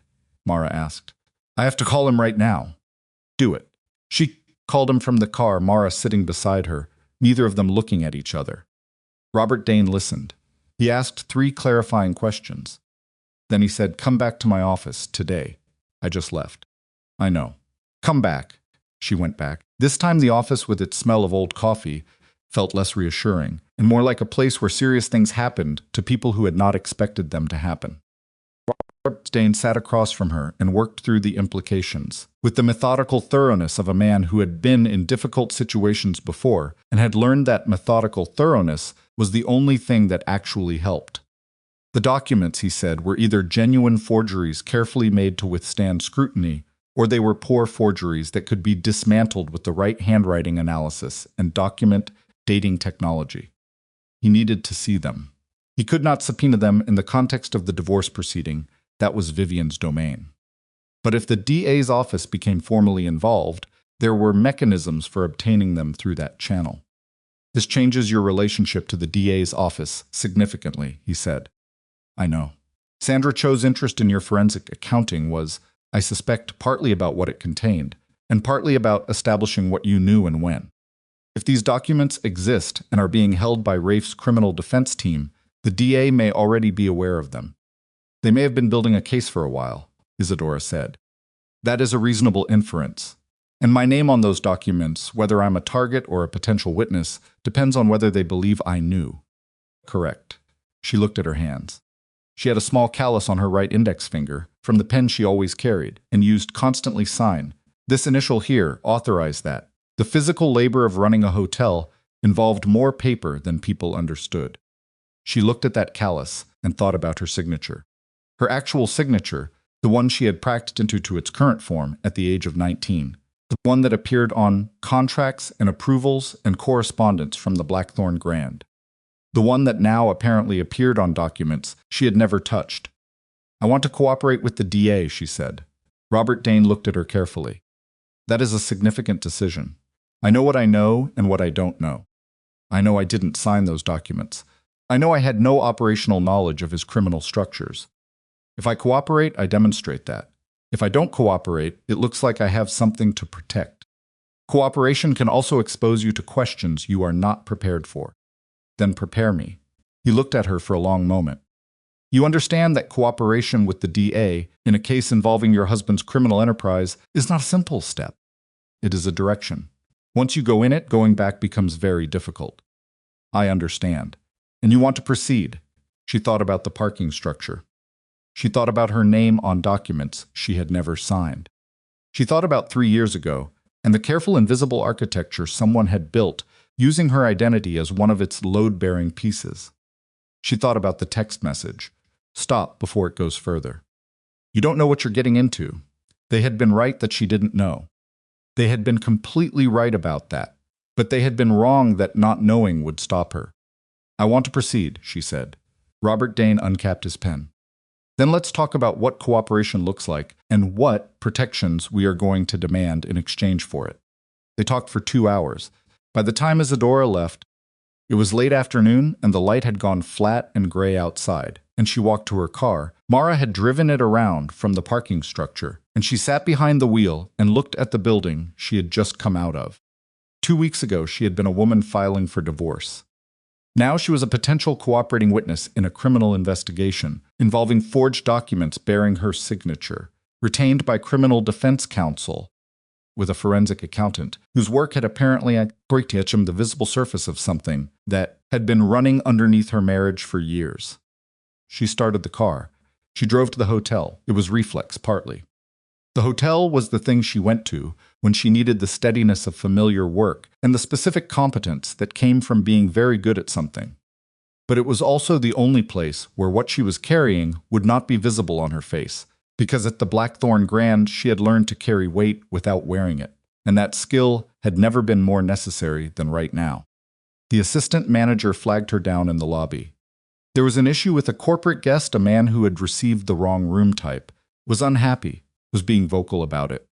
She handled it in 4 minutes. She apologized specifically, acknowledged the error exactly, moved the man to the correct room with a complimentary upgrade that cost the hotel less than his vocal unhappiness would have cost in ambient atmosphere and staff morale. And she did all of it with the warm, clear professionalism that was her most practiced skill. The man left satisfied. She went to her office. She sat down. She looked at the black and white photograph on the wall. Her phone buzzed. A text from an unknown number. Same number as the first one. This time just 4 words. Last chance to stop. She screenshot it. She texted it to Robert Dane, to Vivian, to Mara, and to Sandra Cho's direct number from the back of the card. Then she opened her email. Victor Ashford had sent her an agenda for next week's meeting about the expansion initiative. It was detailed and optimistic, and it assumed that she was a person who was available to think about the future of a hotel company, which was technically true and also felt, in that moment, like information from a different life. She typed a reply confirming her attendance. She hit send. Her hands were steady.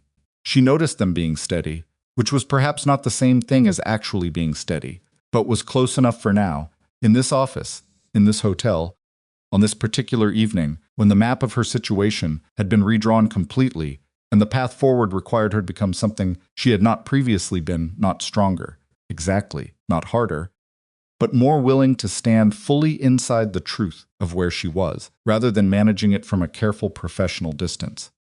She could not manage this from a distance. Whatever happened next was going to require her to be entirely present inside it, without the remove that had been her primary protection for 7 years of marriage to a man who had needed her to stay at a comfortable and convenient distance from the truth of what he was.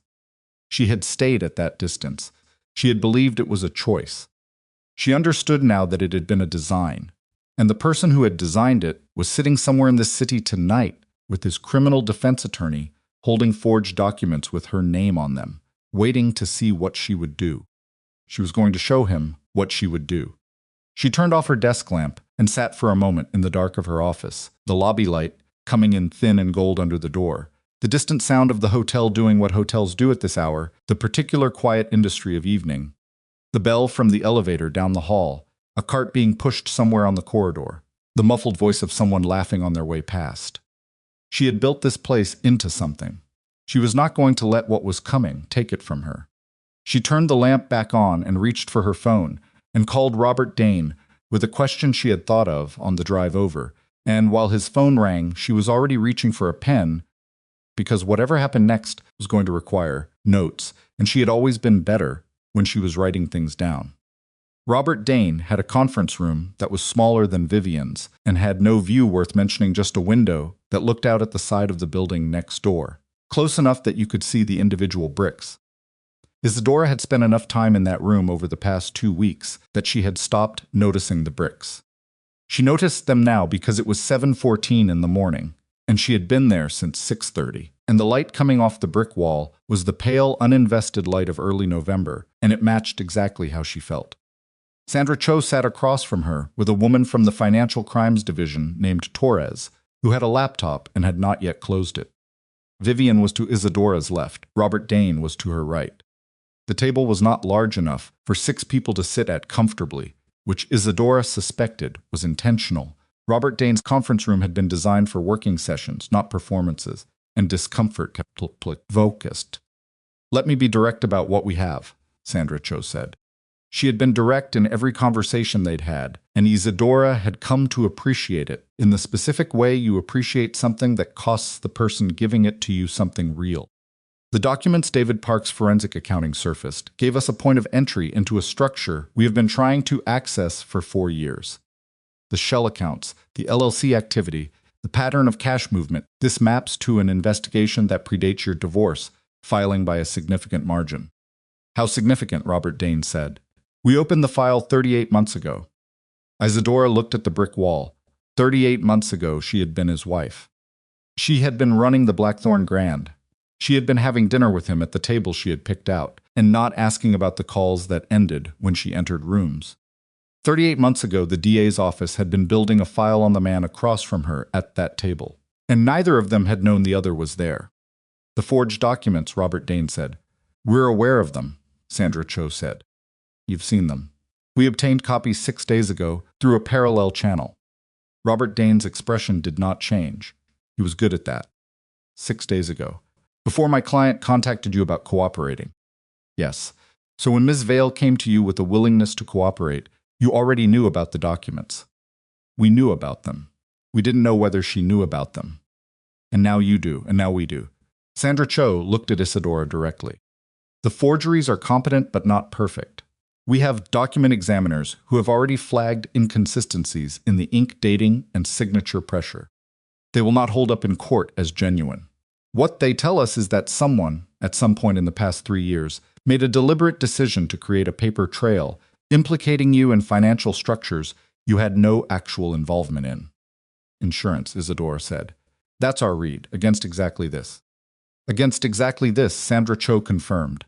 The room was quiet for a moment. Torres typed something. The brick wall stayed where it was.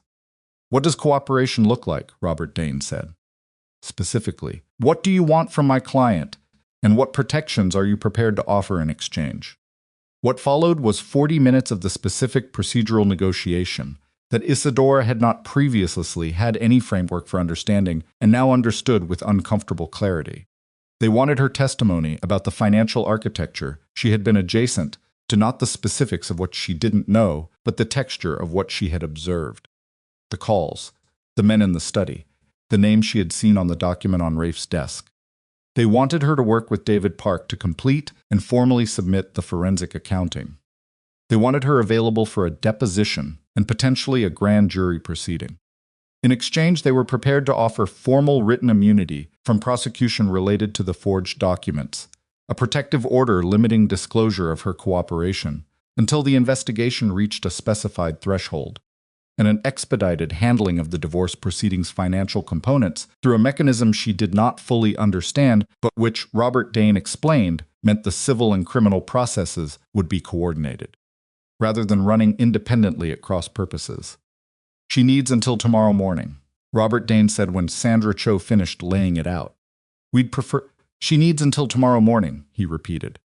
"This is not a position I'm going to move on." Sandra Cho looked at Torres. Something passed between them that Isadora couldn't fully read.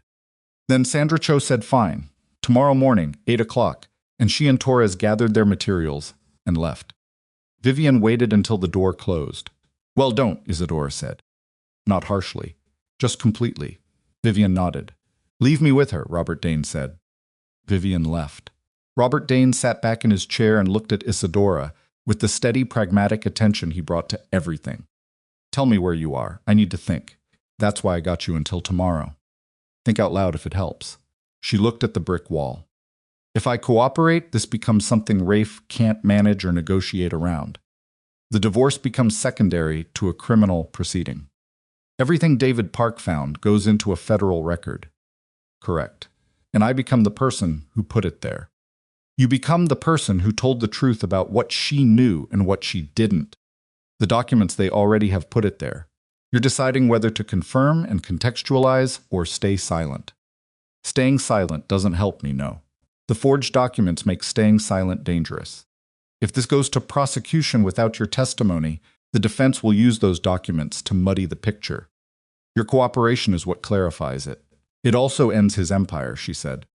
Not with satisfaction, not with regret, just with the factual weight of it. What he built ends because of what he built, Robert Dane said. Not because of you.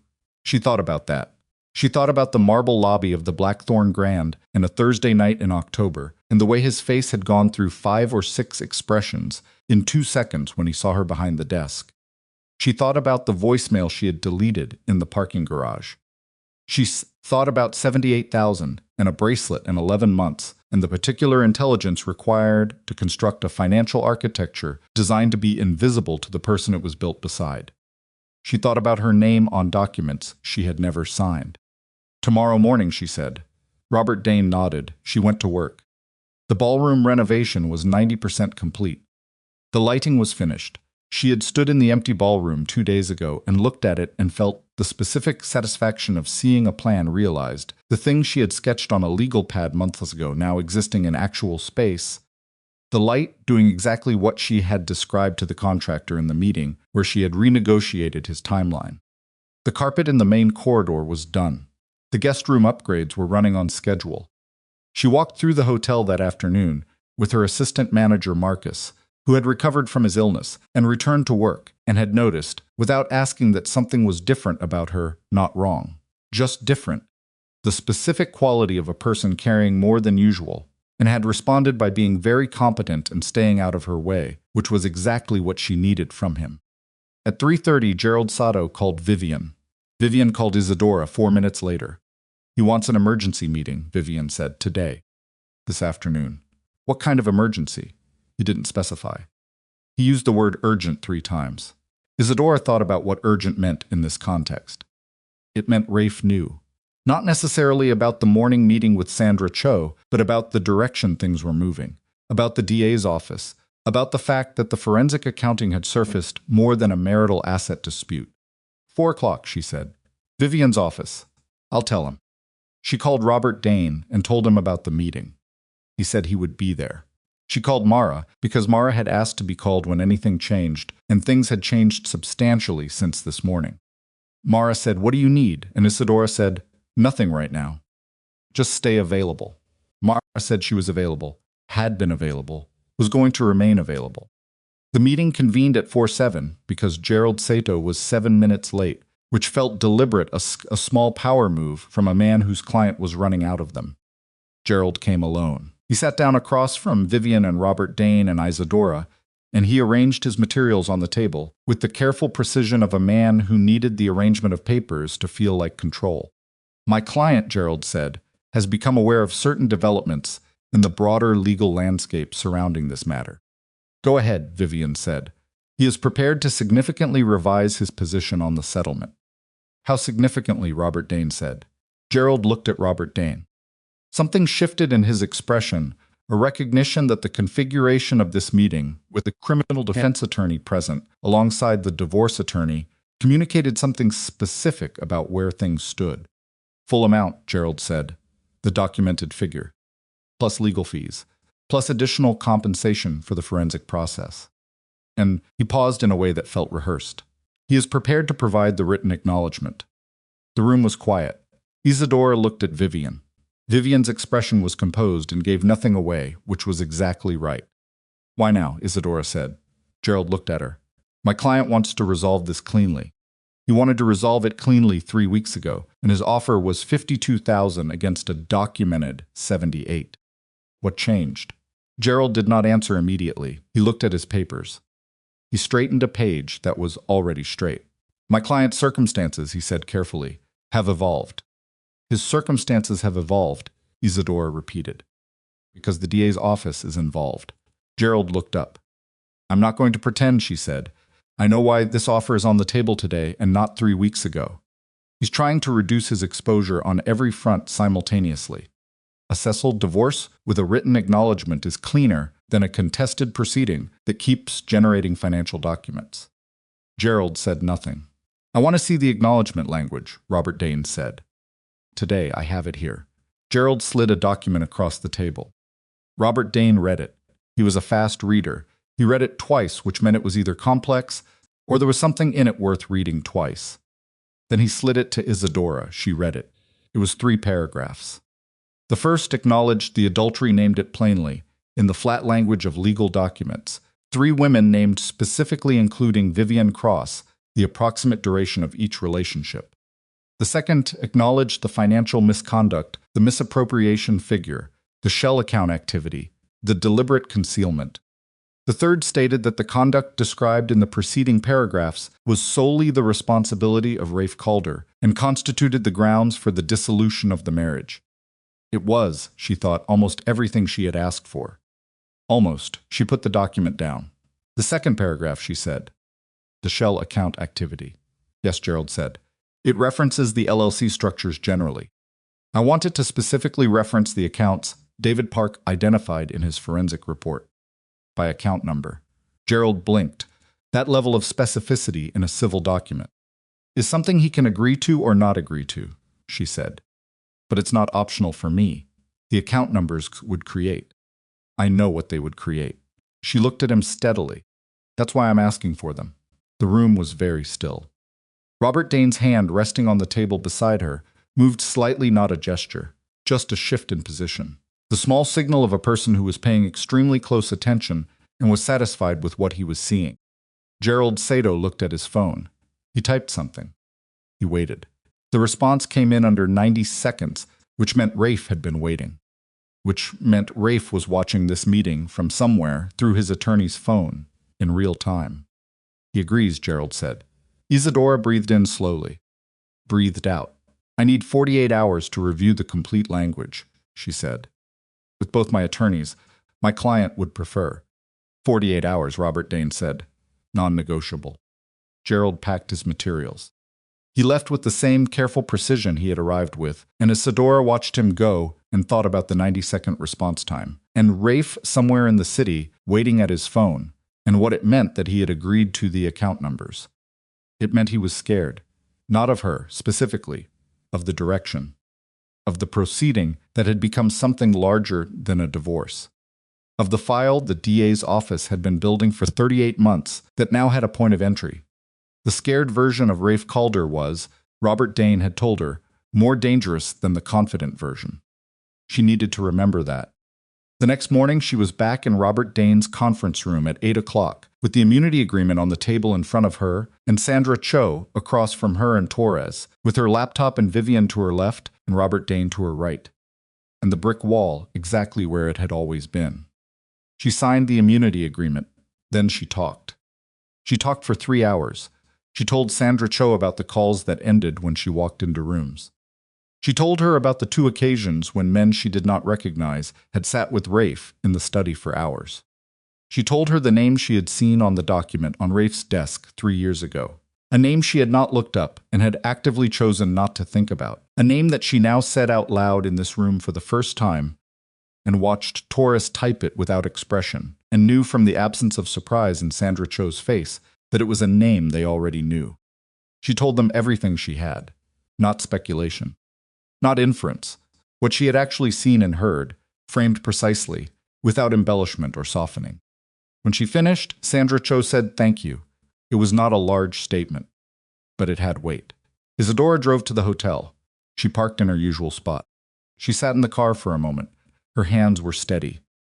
Her chest felt scraped out, and also beneath that, something she did not have a clean word for, not relief, not triumph, just a kind of gravitational clarity, the feeling of a person who has stopped managing their position relative to the truth and has simply stood inside it. She went upstairs. At 11:45 that morning, Robert Dane called her. His voice was level in the way it got when the information was significant, and he was managing his own reaction to it. "Rafe's been picked up," he said. 40 minutes ago. She was standing at her office window. The city spread out below her, the particular mid-morning light of November on it. The buildings and streets that Rafe Calder had moved through for 20 years as if he owned them. "On what grounds?" she said. "Financial crimes. Wire fraud. The charges are preliminary. The indictment is still being assembled. But they moved today. Because of what I gave them this morning." "Your testimony was one component," Robert Dane said. "The forensic accounting was another. The DA's existing file was the foundation. This was not one thing, it was the accumulation." She looked at the city. "Is he in custody? For now.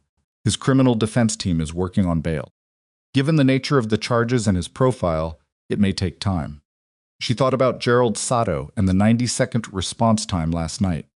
She thought about Rafe somewhere watching the meeting through his attorney's phone. She thought about a man who had spent 2 decades building an empire on the specific premise that he could not be touched. "Okay," she said. "How are you?" She thought about it honestly. "Ask me in a week." She put the phone down. Her assistant manager knocked on the open office door. There was a situation with the corporate conference, a room block discrepancy, a guest who had arrived early, a catering adjustment that needed sign-off. He was apologetic about the timing. She waved the apology off and asked him to walk her through it. She walked him through it. She signed off on the catering adjustment.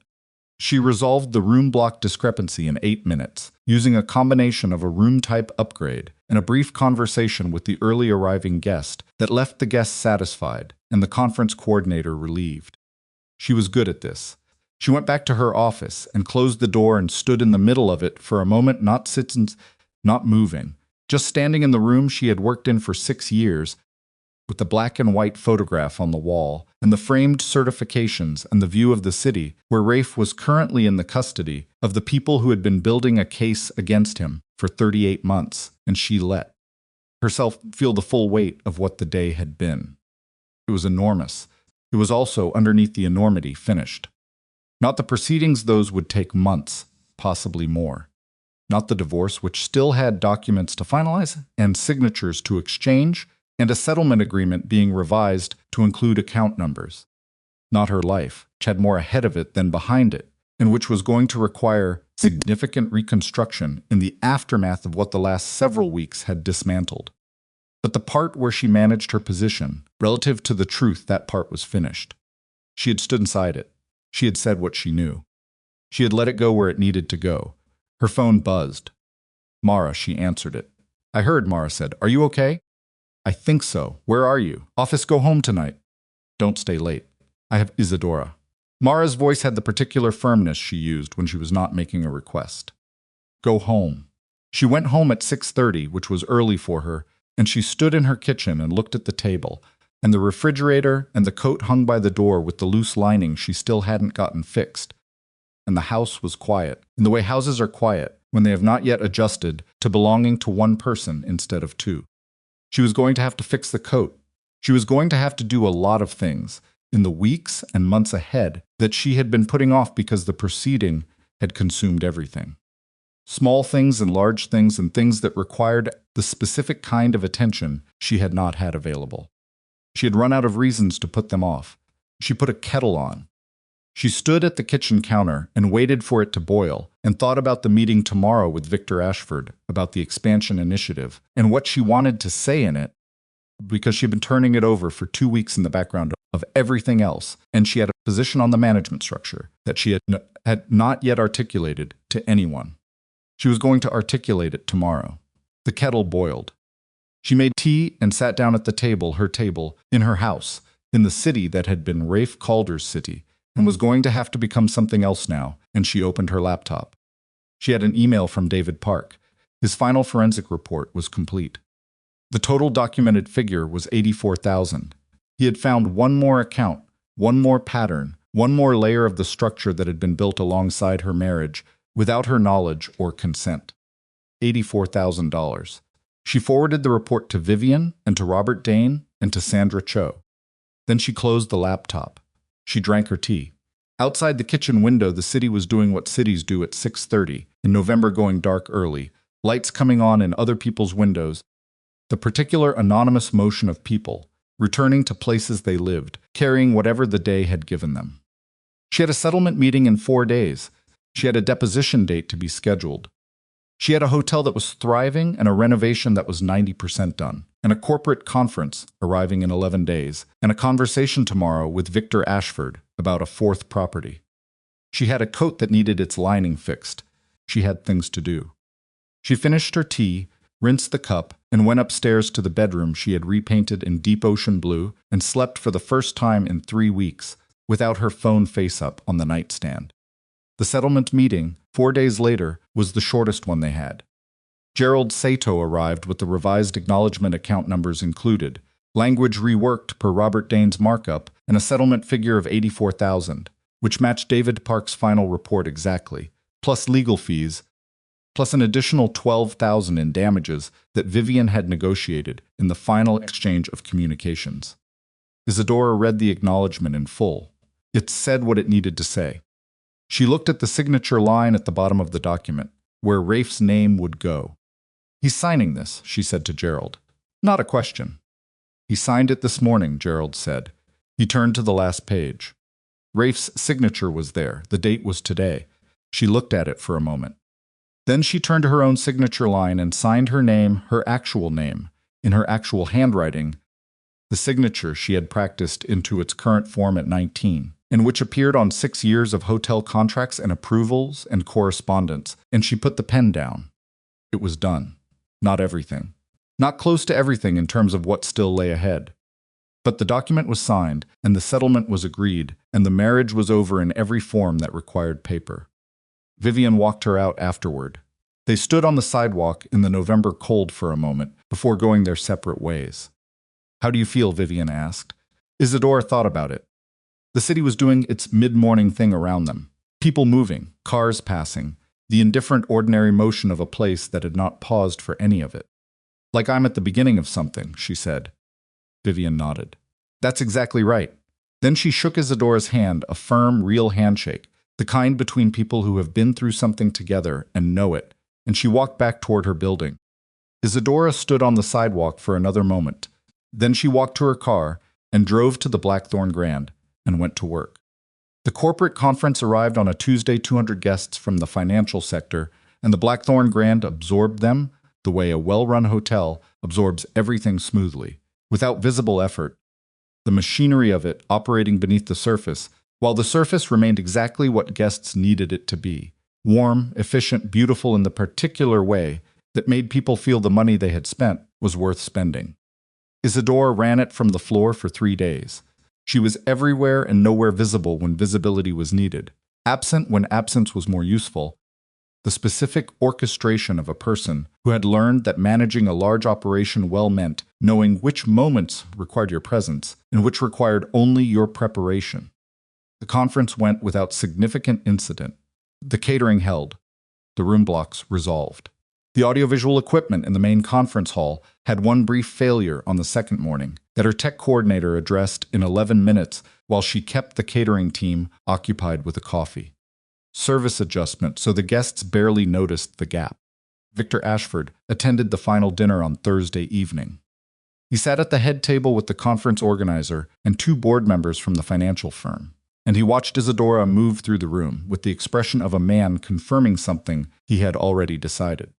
After the guests had moved to the bar and the staff had begun the quiet work of clearing, Victor found her near the service corridor and said, "Walk with me." They walked through the renovated ballroom, which was empty now, the new lighting casting the space in the warm amber she had specified, the room exactly what she had described it would be on a legal pad months ago. "The Atlanta property," Victor said. "I want you to do what you did here. I'm not leaving the Blackthorn Grand. I know, I'm not asking you to leave. I'm asking you to extend." He stopped walking and turned to look at her. Regional director. All 4 properties. You oversee the managers, you set the standard, you handle the turnarounds. He paused. And I want to talk about ownership. She looked at him. Ownership. 10% of the hospitality group. Structured over 3 years. Partially earned. Partially purchased at a preferential rate. You would have a seat at the table when we make decisions about new acquisitions. He said it plainly. The way he said everything, without embellishment or pressure. You built this place into something it wasn't before. You. I want you building all of them. She looked at the ballroom, the light she had specified, the room she had described on a legal pad. I need a week to think about it, she said. Take 2, he said. But I already know what your answer is. She thought he was probably right. She drove home that night through the city. It was late, past 11, the streets quiet in the way they got quiet. After midnight started pulling the stragglers off the sidewalks, and she drove through it with the windows up and the heat on and the particular tiredness of a person who had run a significant operation for 3 days, on top of the preceding 3 months of everything else. And underneath the tiredness was something she was only just beginning to identify, a quality of settledness. Not happiness exactly, not yet, but the precursor to it, the soil condition that happiness required before it could take hold. She had a settlement in a signed document. She had an immunity agreement. She had a forensic report that had been formally submitted and was now part of a criminal proceeding that would unfold it on its own timeline without her having to manage it. She had a hotel that was thriving and a potential partnership that would change the shape of her professional life. She was beginning to understand the basic components of a future. The deposition happened 3 weeks later. It was in a conference room in a federal building downtown, not Robert Dane's small room with the brick view, but a larger, more formal space with a court reporter and 2 assistant prosecutors and a defense attorney she had not met before, one of the lawyers from Declan Marsh's firm, a woman named Priya Anand, who was precise and adversarial in the way of someone who had prepared thoroughly and intended to find a gap. Robert Dane sat beside Isadora. The session was scheduled for 2 hours and ran to 3.5. Priya Anand asked about the joint account, about the forensic accounting process, about Isadora's knowledge of the LLCs, about the occasions she had described to Sandra Cho, the calls that ended, the men in the study. She asked the questions from multiple angles, circling back to prior answers and approaching them from different directions, looking for inconsistency. There was no inconsistency. Isadora answered everything she was asked with the same precision she had brought to the morning in Robert Dane's conference room with Sandra Cho. What she knew, she stated. What she didn't know, she said she didn't know. She did not infer. She did not speculate. She did not soften or elaborate or allow Priya Anand's persistent circling to redirect her into territory she hadn't actually occupied. At one point near the 2-hour mark, Priya Anand said, "You're describing a marriage in which you were entirely uninvolved in your husband's financial and business operations. Yes, you expect this proceeding to find that credible. That a woman who shared a home and a joint account with Rafe Calder for 7 years had no awareness of the nature of his business. I had general awareness," Isadora said. "I did not have operational knowledge. There is a difference. What is that difference in your view? I knew the shape of what he was. I did not know the contents. I made a choice for a long time not to look at the contents. That choice was a failure of something. It was not a crime." The room was quiet for a moment. Priyanand wrote something on her notepad. Then she moved to the next question. When it was over and they were in the elevator going down, Robert Dane said, "That answer about the shape and the contents. Yes, that was the right answer. I know, not just legally. The way you said it." She looked at the elevator doors. "It's the truth. The true version of a thing tends to be the right version, in my experience." He looked at her, in mine too. The elevator opened. They walked out into the lobby of the federal building and through the glass doors into the November afternoon, which was colder than it had been. The kind of cold that had finally decided to be honest about being winter. She called her mother on the drive home. Celeste Vale was 64 and had been following the situation from a careful distance, not because she didn't want to be close, but because Isadora had asked her to, had needed the distance in order to function, had known that her mother's proximity would have made the emotional containment she was, depending on significantly harder to maintain. Celeste had respected that, which was one of the things Isadora loved most about her mother, the ability to honor what someone needed even when it cost her something. "How did it go?" Celeste said. "It went." "That's not an answer." "It's the answer I have right now." A pause. "When can I see you?" "Come this weekend. Stay a few days if you want. I'm bringing food." "I expected that." "I'm bringing too much of it." "I expected that too." Her mother laughed. It was a specific laugh, warm, slightly exasperated. The laugh of a woman who had been managing her daughter's particular brand of self-sufficiency for 38 years and had made peace with it while retaining the right to find it occasionally funny. "I love you," Celeste said. "I love you too." She got home and stood in the kitchen and looked at the table. She did that a lot, stood and looked at the table. She wasn't sure what she was looking for. Maybe she was just establishing that it was still there, that the room was still hers, that the things she had chosen, the furniture and the light, and the deep ocean blue in the bedroom, and the particular arrangement of everything, were still intact and still reflective of who she was rather than who she had been when she was trying to accommodate someone else's presence in them. She put the kettle on. She thought about the deposition, the shape and the contents. She had said it off the top of her head, not prepared, not rehearsed, and it had come out as the exact thing she had been trying to articulate to herself for weeks. She had known the shape of Rafe's world and had chosen not to examine the contents, and she had told herself that was wisdom, or discretion, or love, and it had been none of those things. It had been avoidance, the most sophisticated kind of avoidance, the kind dressed up as a principled boundary. She had been very good at principled boundaries that were actually just avoidance. She was working on that. The kettle boiled. She made tea. She sat at the table and looked at her phone, and there was a text from Mara. "How did it go?" And she typed back, "Good." 3.5 hours, done. And Mara responded, "Proud of you." Not as a compliment, just as a fact. She sat with her tea and her phone in the quiet of the house for a while. Then she opened her laptop and pulled up the partnership documents Victor's office had sent over, which she had not yet read in full, and she started reading them. The grand jury indictment came down 6 weeks later. Robert Dane called her at 8 in the morning. The charges were substantial wire fraud, money laundering, conspiracy, and 2 additional counts related to specific financial transactions that had been identified through the forensic accounting. Rafe had been released on bail after his initial arrest, and had been living, as far as she knew, in the apartment whose general location she had known but not the specific address. He remained free pending trial. She listened to Robert Dane read through the charges. She asked 3 questions. She thanked him and ended the call and stood in her kitchen. She was always in her kitchen. When she got the calls that mattered, she had noticed this. The kitchen was apparently where her life happened, and she breathed. She had known this was coming. She had participated in making it come. She had signed the immunity agreement and given her testimony and submitted the forensic report, and now there was an indictment, and Rafe Calder was facing a federal criminal trial.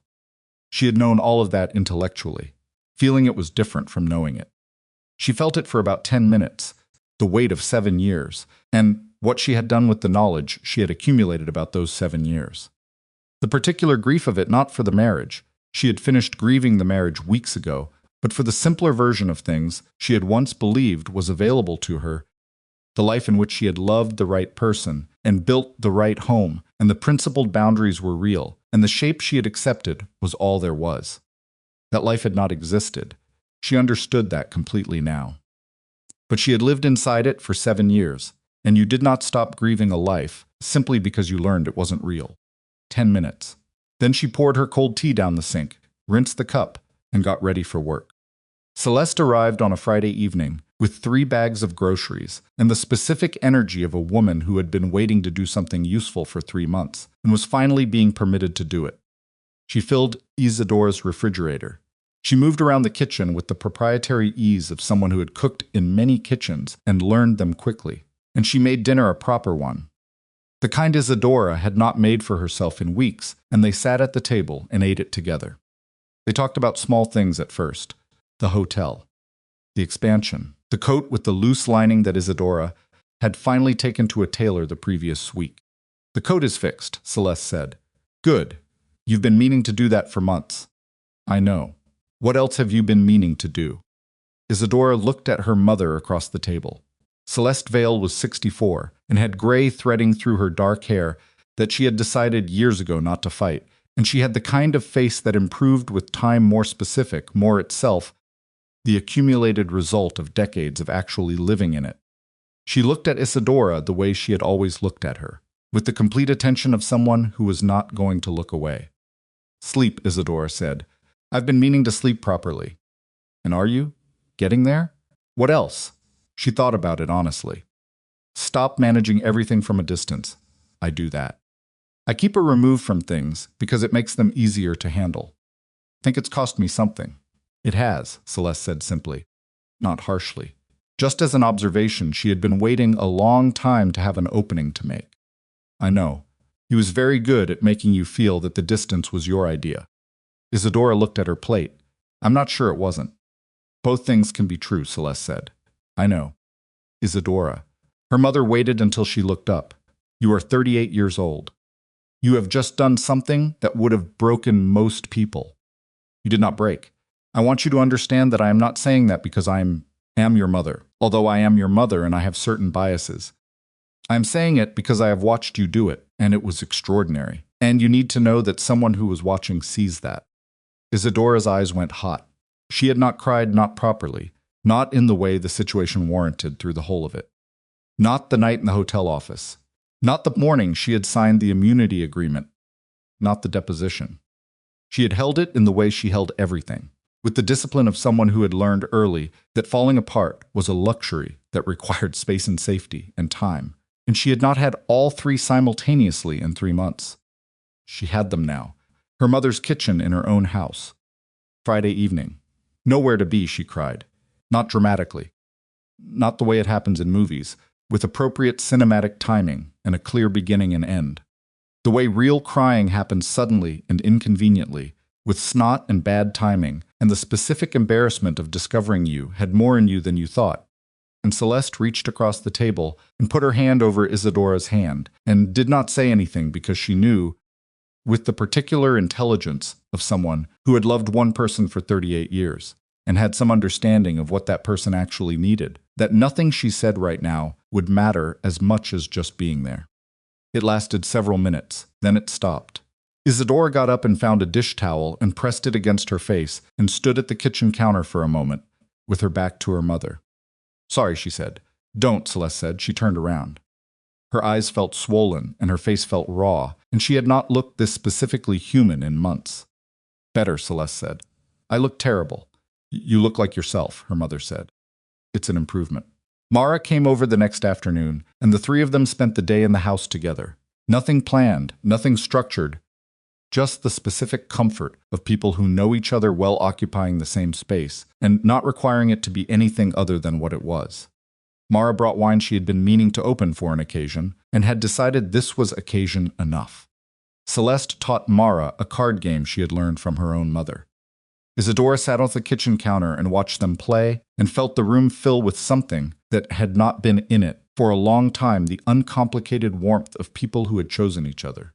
In the late afternoon, Isadora went upstairs to the bedroom and stood in it for a moment. The deep ocean blue she had chosen, the furniture she had replaced after Rafe left.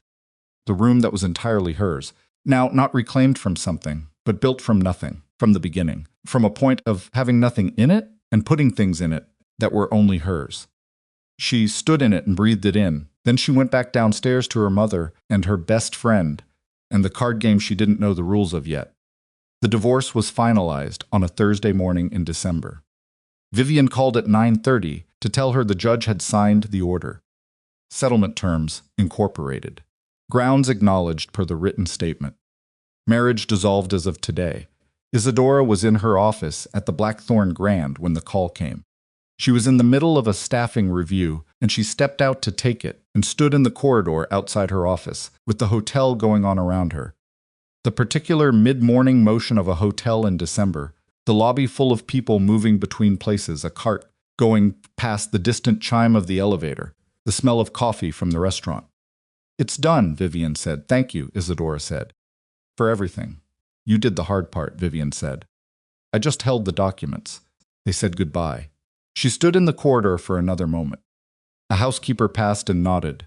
A guest asked her where the elevator was, and she pointed without having to think about it, because she knew this building the way she knew her own body automatically, completely, without effort. She went back into her office and finished the staffing review. That evening, she drove home through the city, and it felt different. Not the city was exactly the same. But her relationship to it had shifted in a way she couldn't fully articulate, a slight change in the angle from which she was viewing everything, as though she had moved 6 inches to the left and discovered that the view from 6 inches to the left was cleaner, the obstructions gone or reduced, the actual landscape of things more visible than it had been. She had signed the partnership documents the week before. Regional director and 10% ownership, structured across 3 years. Victor had shaken her hand with genuine warmth and then immediately started talking about the Atlanta property's guest satisfaction numbers, which was exactly the right move, no ceremony, no dwelling, just the work. She liked that about him. She went home and she sat at the table and she did not open her laptop.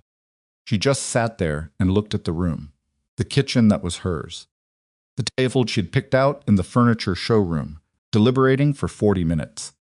The coat on the hook by the door, with the lining that was now fixed, which was a small thing, and also somehow tonight's representative of something larger, the accumulation of small things attended to, repairs made, the ongoing maintenance of a life that was entirely and only hers. 3 months later, on a Saturday morning in March, she was in the bedroom getting ready when her phone rang. She looked at the screen, Rafe. She stood there, holding the phone while it rang. The bedroom was morning light gold, the ocean blue walls warm in it, the room quiet and hers in every way a room could be a person's. She stood there for the 4 rings it took, for the call to go to voicemail. She did not listen to the voicemail immediately. She finished getting ready. She put on the red dress she had bought 3 weeks ago, because she had seen it and wanted it, and had no reason not to own something she wanted. She was having lunch with Mara, and then going to see her mother, and then going to a dinner that evening with Victor and 2 of the managers from the other properties, and the dress was right for all of it. She picked up the phone. She listened to the voicemail. His voice was quieter than she remembered. Not the quiet of someone managing his tone, just genuinely quieter, reduced somehow, the particular sound of a man who had been through something that had taken things from him. He said he had seen the announcement about her partnership in the industry trade publication. He said it was well-deserved. He said he was glad. He said he was sorry. He said he'd been saying that to himself for months and had wanted to say it to her, and had not known whether she would want to hear it or whether it would only make things worse, and he thought she should be the one to decide that. Then he said he hoped she was well. He said it plainly, without embellishment, in the voice of someone who meant it and knew the meaning was all he was entitled to. He did not ask her to call back. She listened to it twice. Then she sat on the edge of the bed in the ocean blue room in the red dress, and she held the phone in her hand and thought about what she felt. Not anger. She had finished with the anger in the 2nd month, had burned through it and come out the other side, and found that anger, once it had done its necessary work, left a cleaner space behind it than it had occupied. Not longing that had gone before the anger, the longing had been the first thing, the most immediate and the most personal, and she had felt it fully and let it pass. What she felt, sitting on the edge of the bed, was something quieter than either of those things.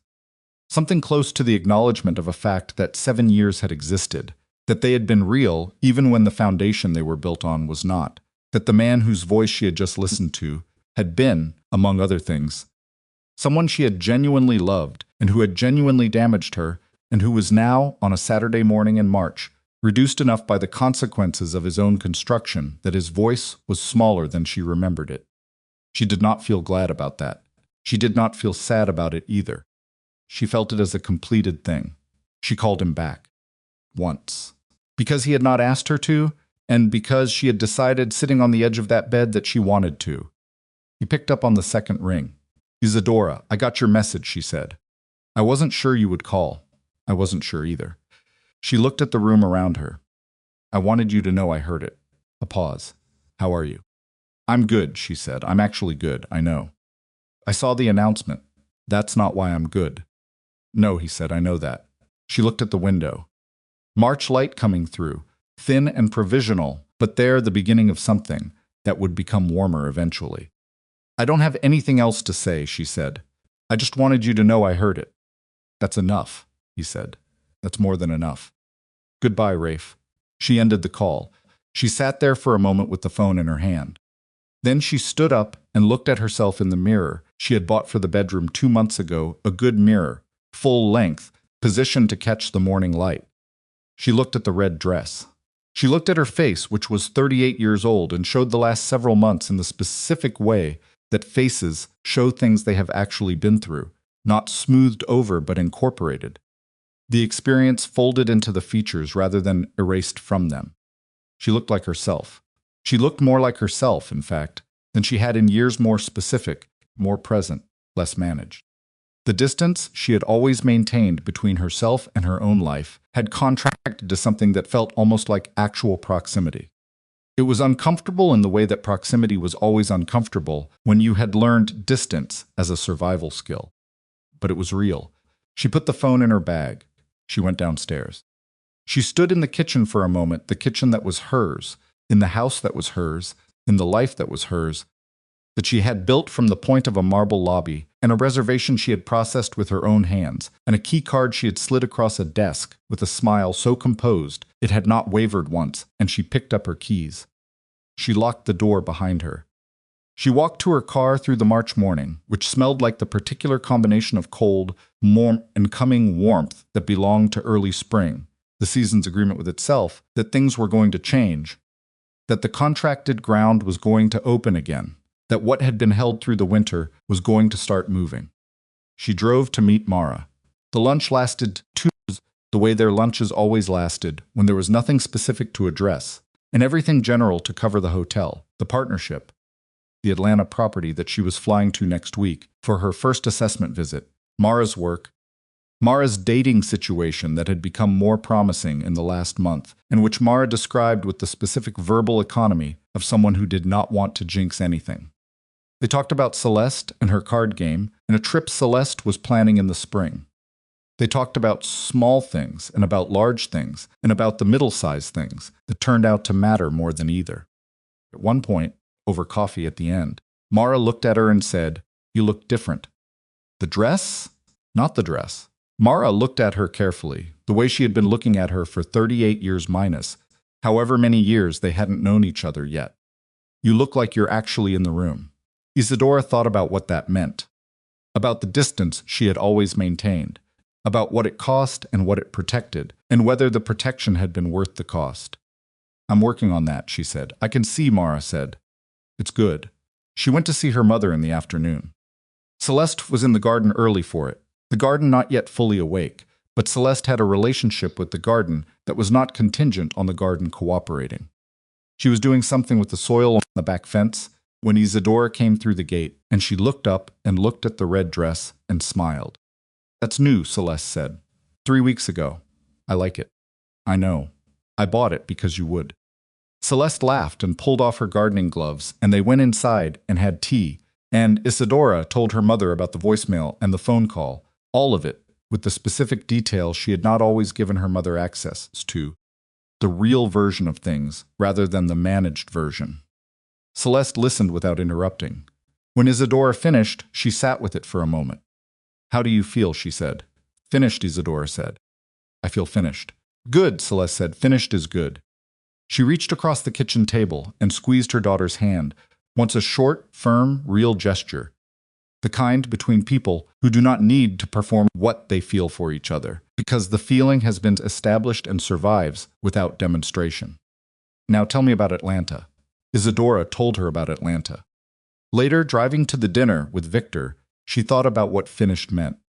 Not complete, she was not complete, was not going to be complete in the sense of having arrived somewhere and being done arriving, but finished in the sense of a chapter that had found its actual ending rather than the provisional one she had been staging for years while the real ending built itself in the background, invisible and necessary. The chapter was done. The chapter where she was Rafe Calder's wife and the woman who ran the Blackthorn Grand and the person who kept a comfortable distance from the truth of her own life because the distance was safer than the alternative. That chapter was closed. What was open was everything that came after the partnership. The Atlanta property, the dinner tonight and the flight next week, And the March morning she had walked through with her keys in her hand, and the ocean blue room she would come home to tonight, and the coat with the fixed lining, and all the ordinary ongoing work of a life that belonged entirely to one person and was being built, quietly and without drama and not perfectly, into something real. She parked outside the restaurant. She sat for a moment. Then she got out of the car, walked through the door, found Victor and the two managers at a corner table already ordering, and sat down and ordered something for herself and engaged with the conversation about the Atlanta property and the expansion, and what came next with the specific full contact attention of a person who was entirely in the room. No distance, no management from the perimeter. Just Isadora Vale, regional director and 10% owner of a growing hospitality company, 38 years old, in a red dress on a Saturday evening in March, doing the work of the life she had built from the rubble of the one she had lost, and finding that the building, difficult and slow and imperfect as it was the most honest thing she had ever done.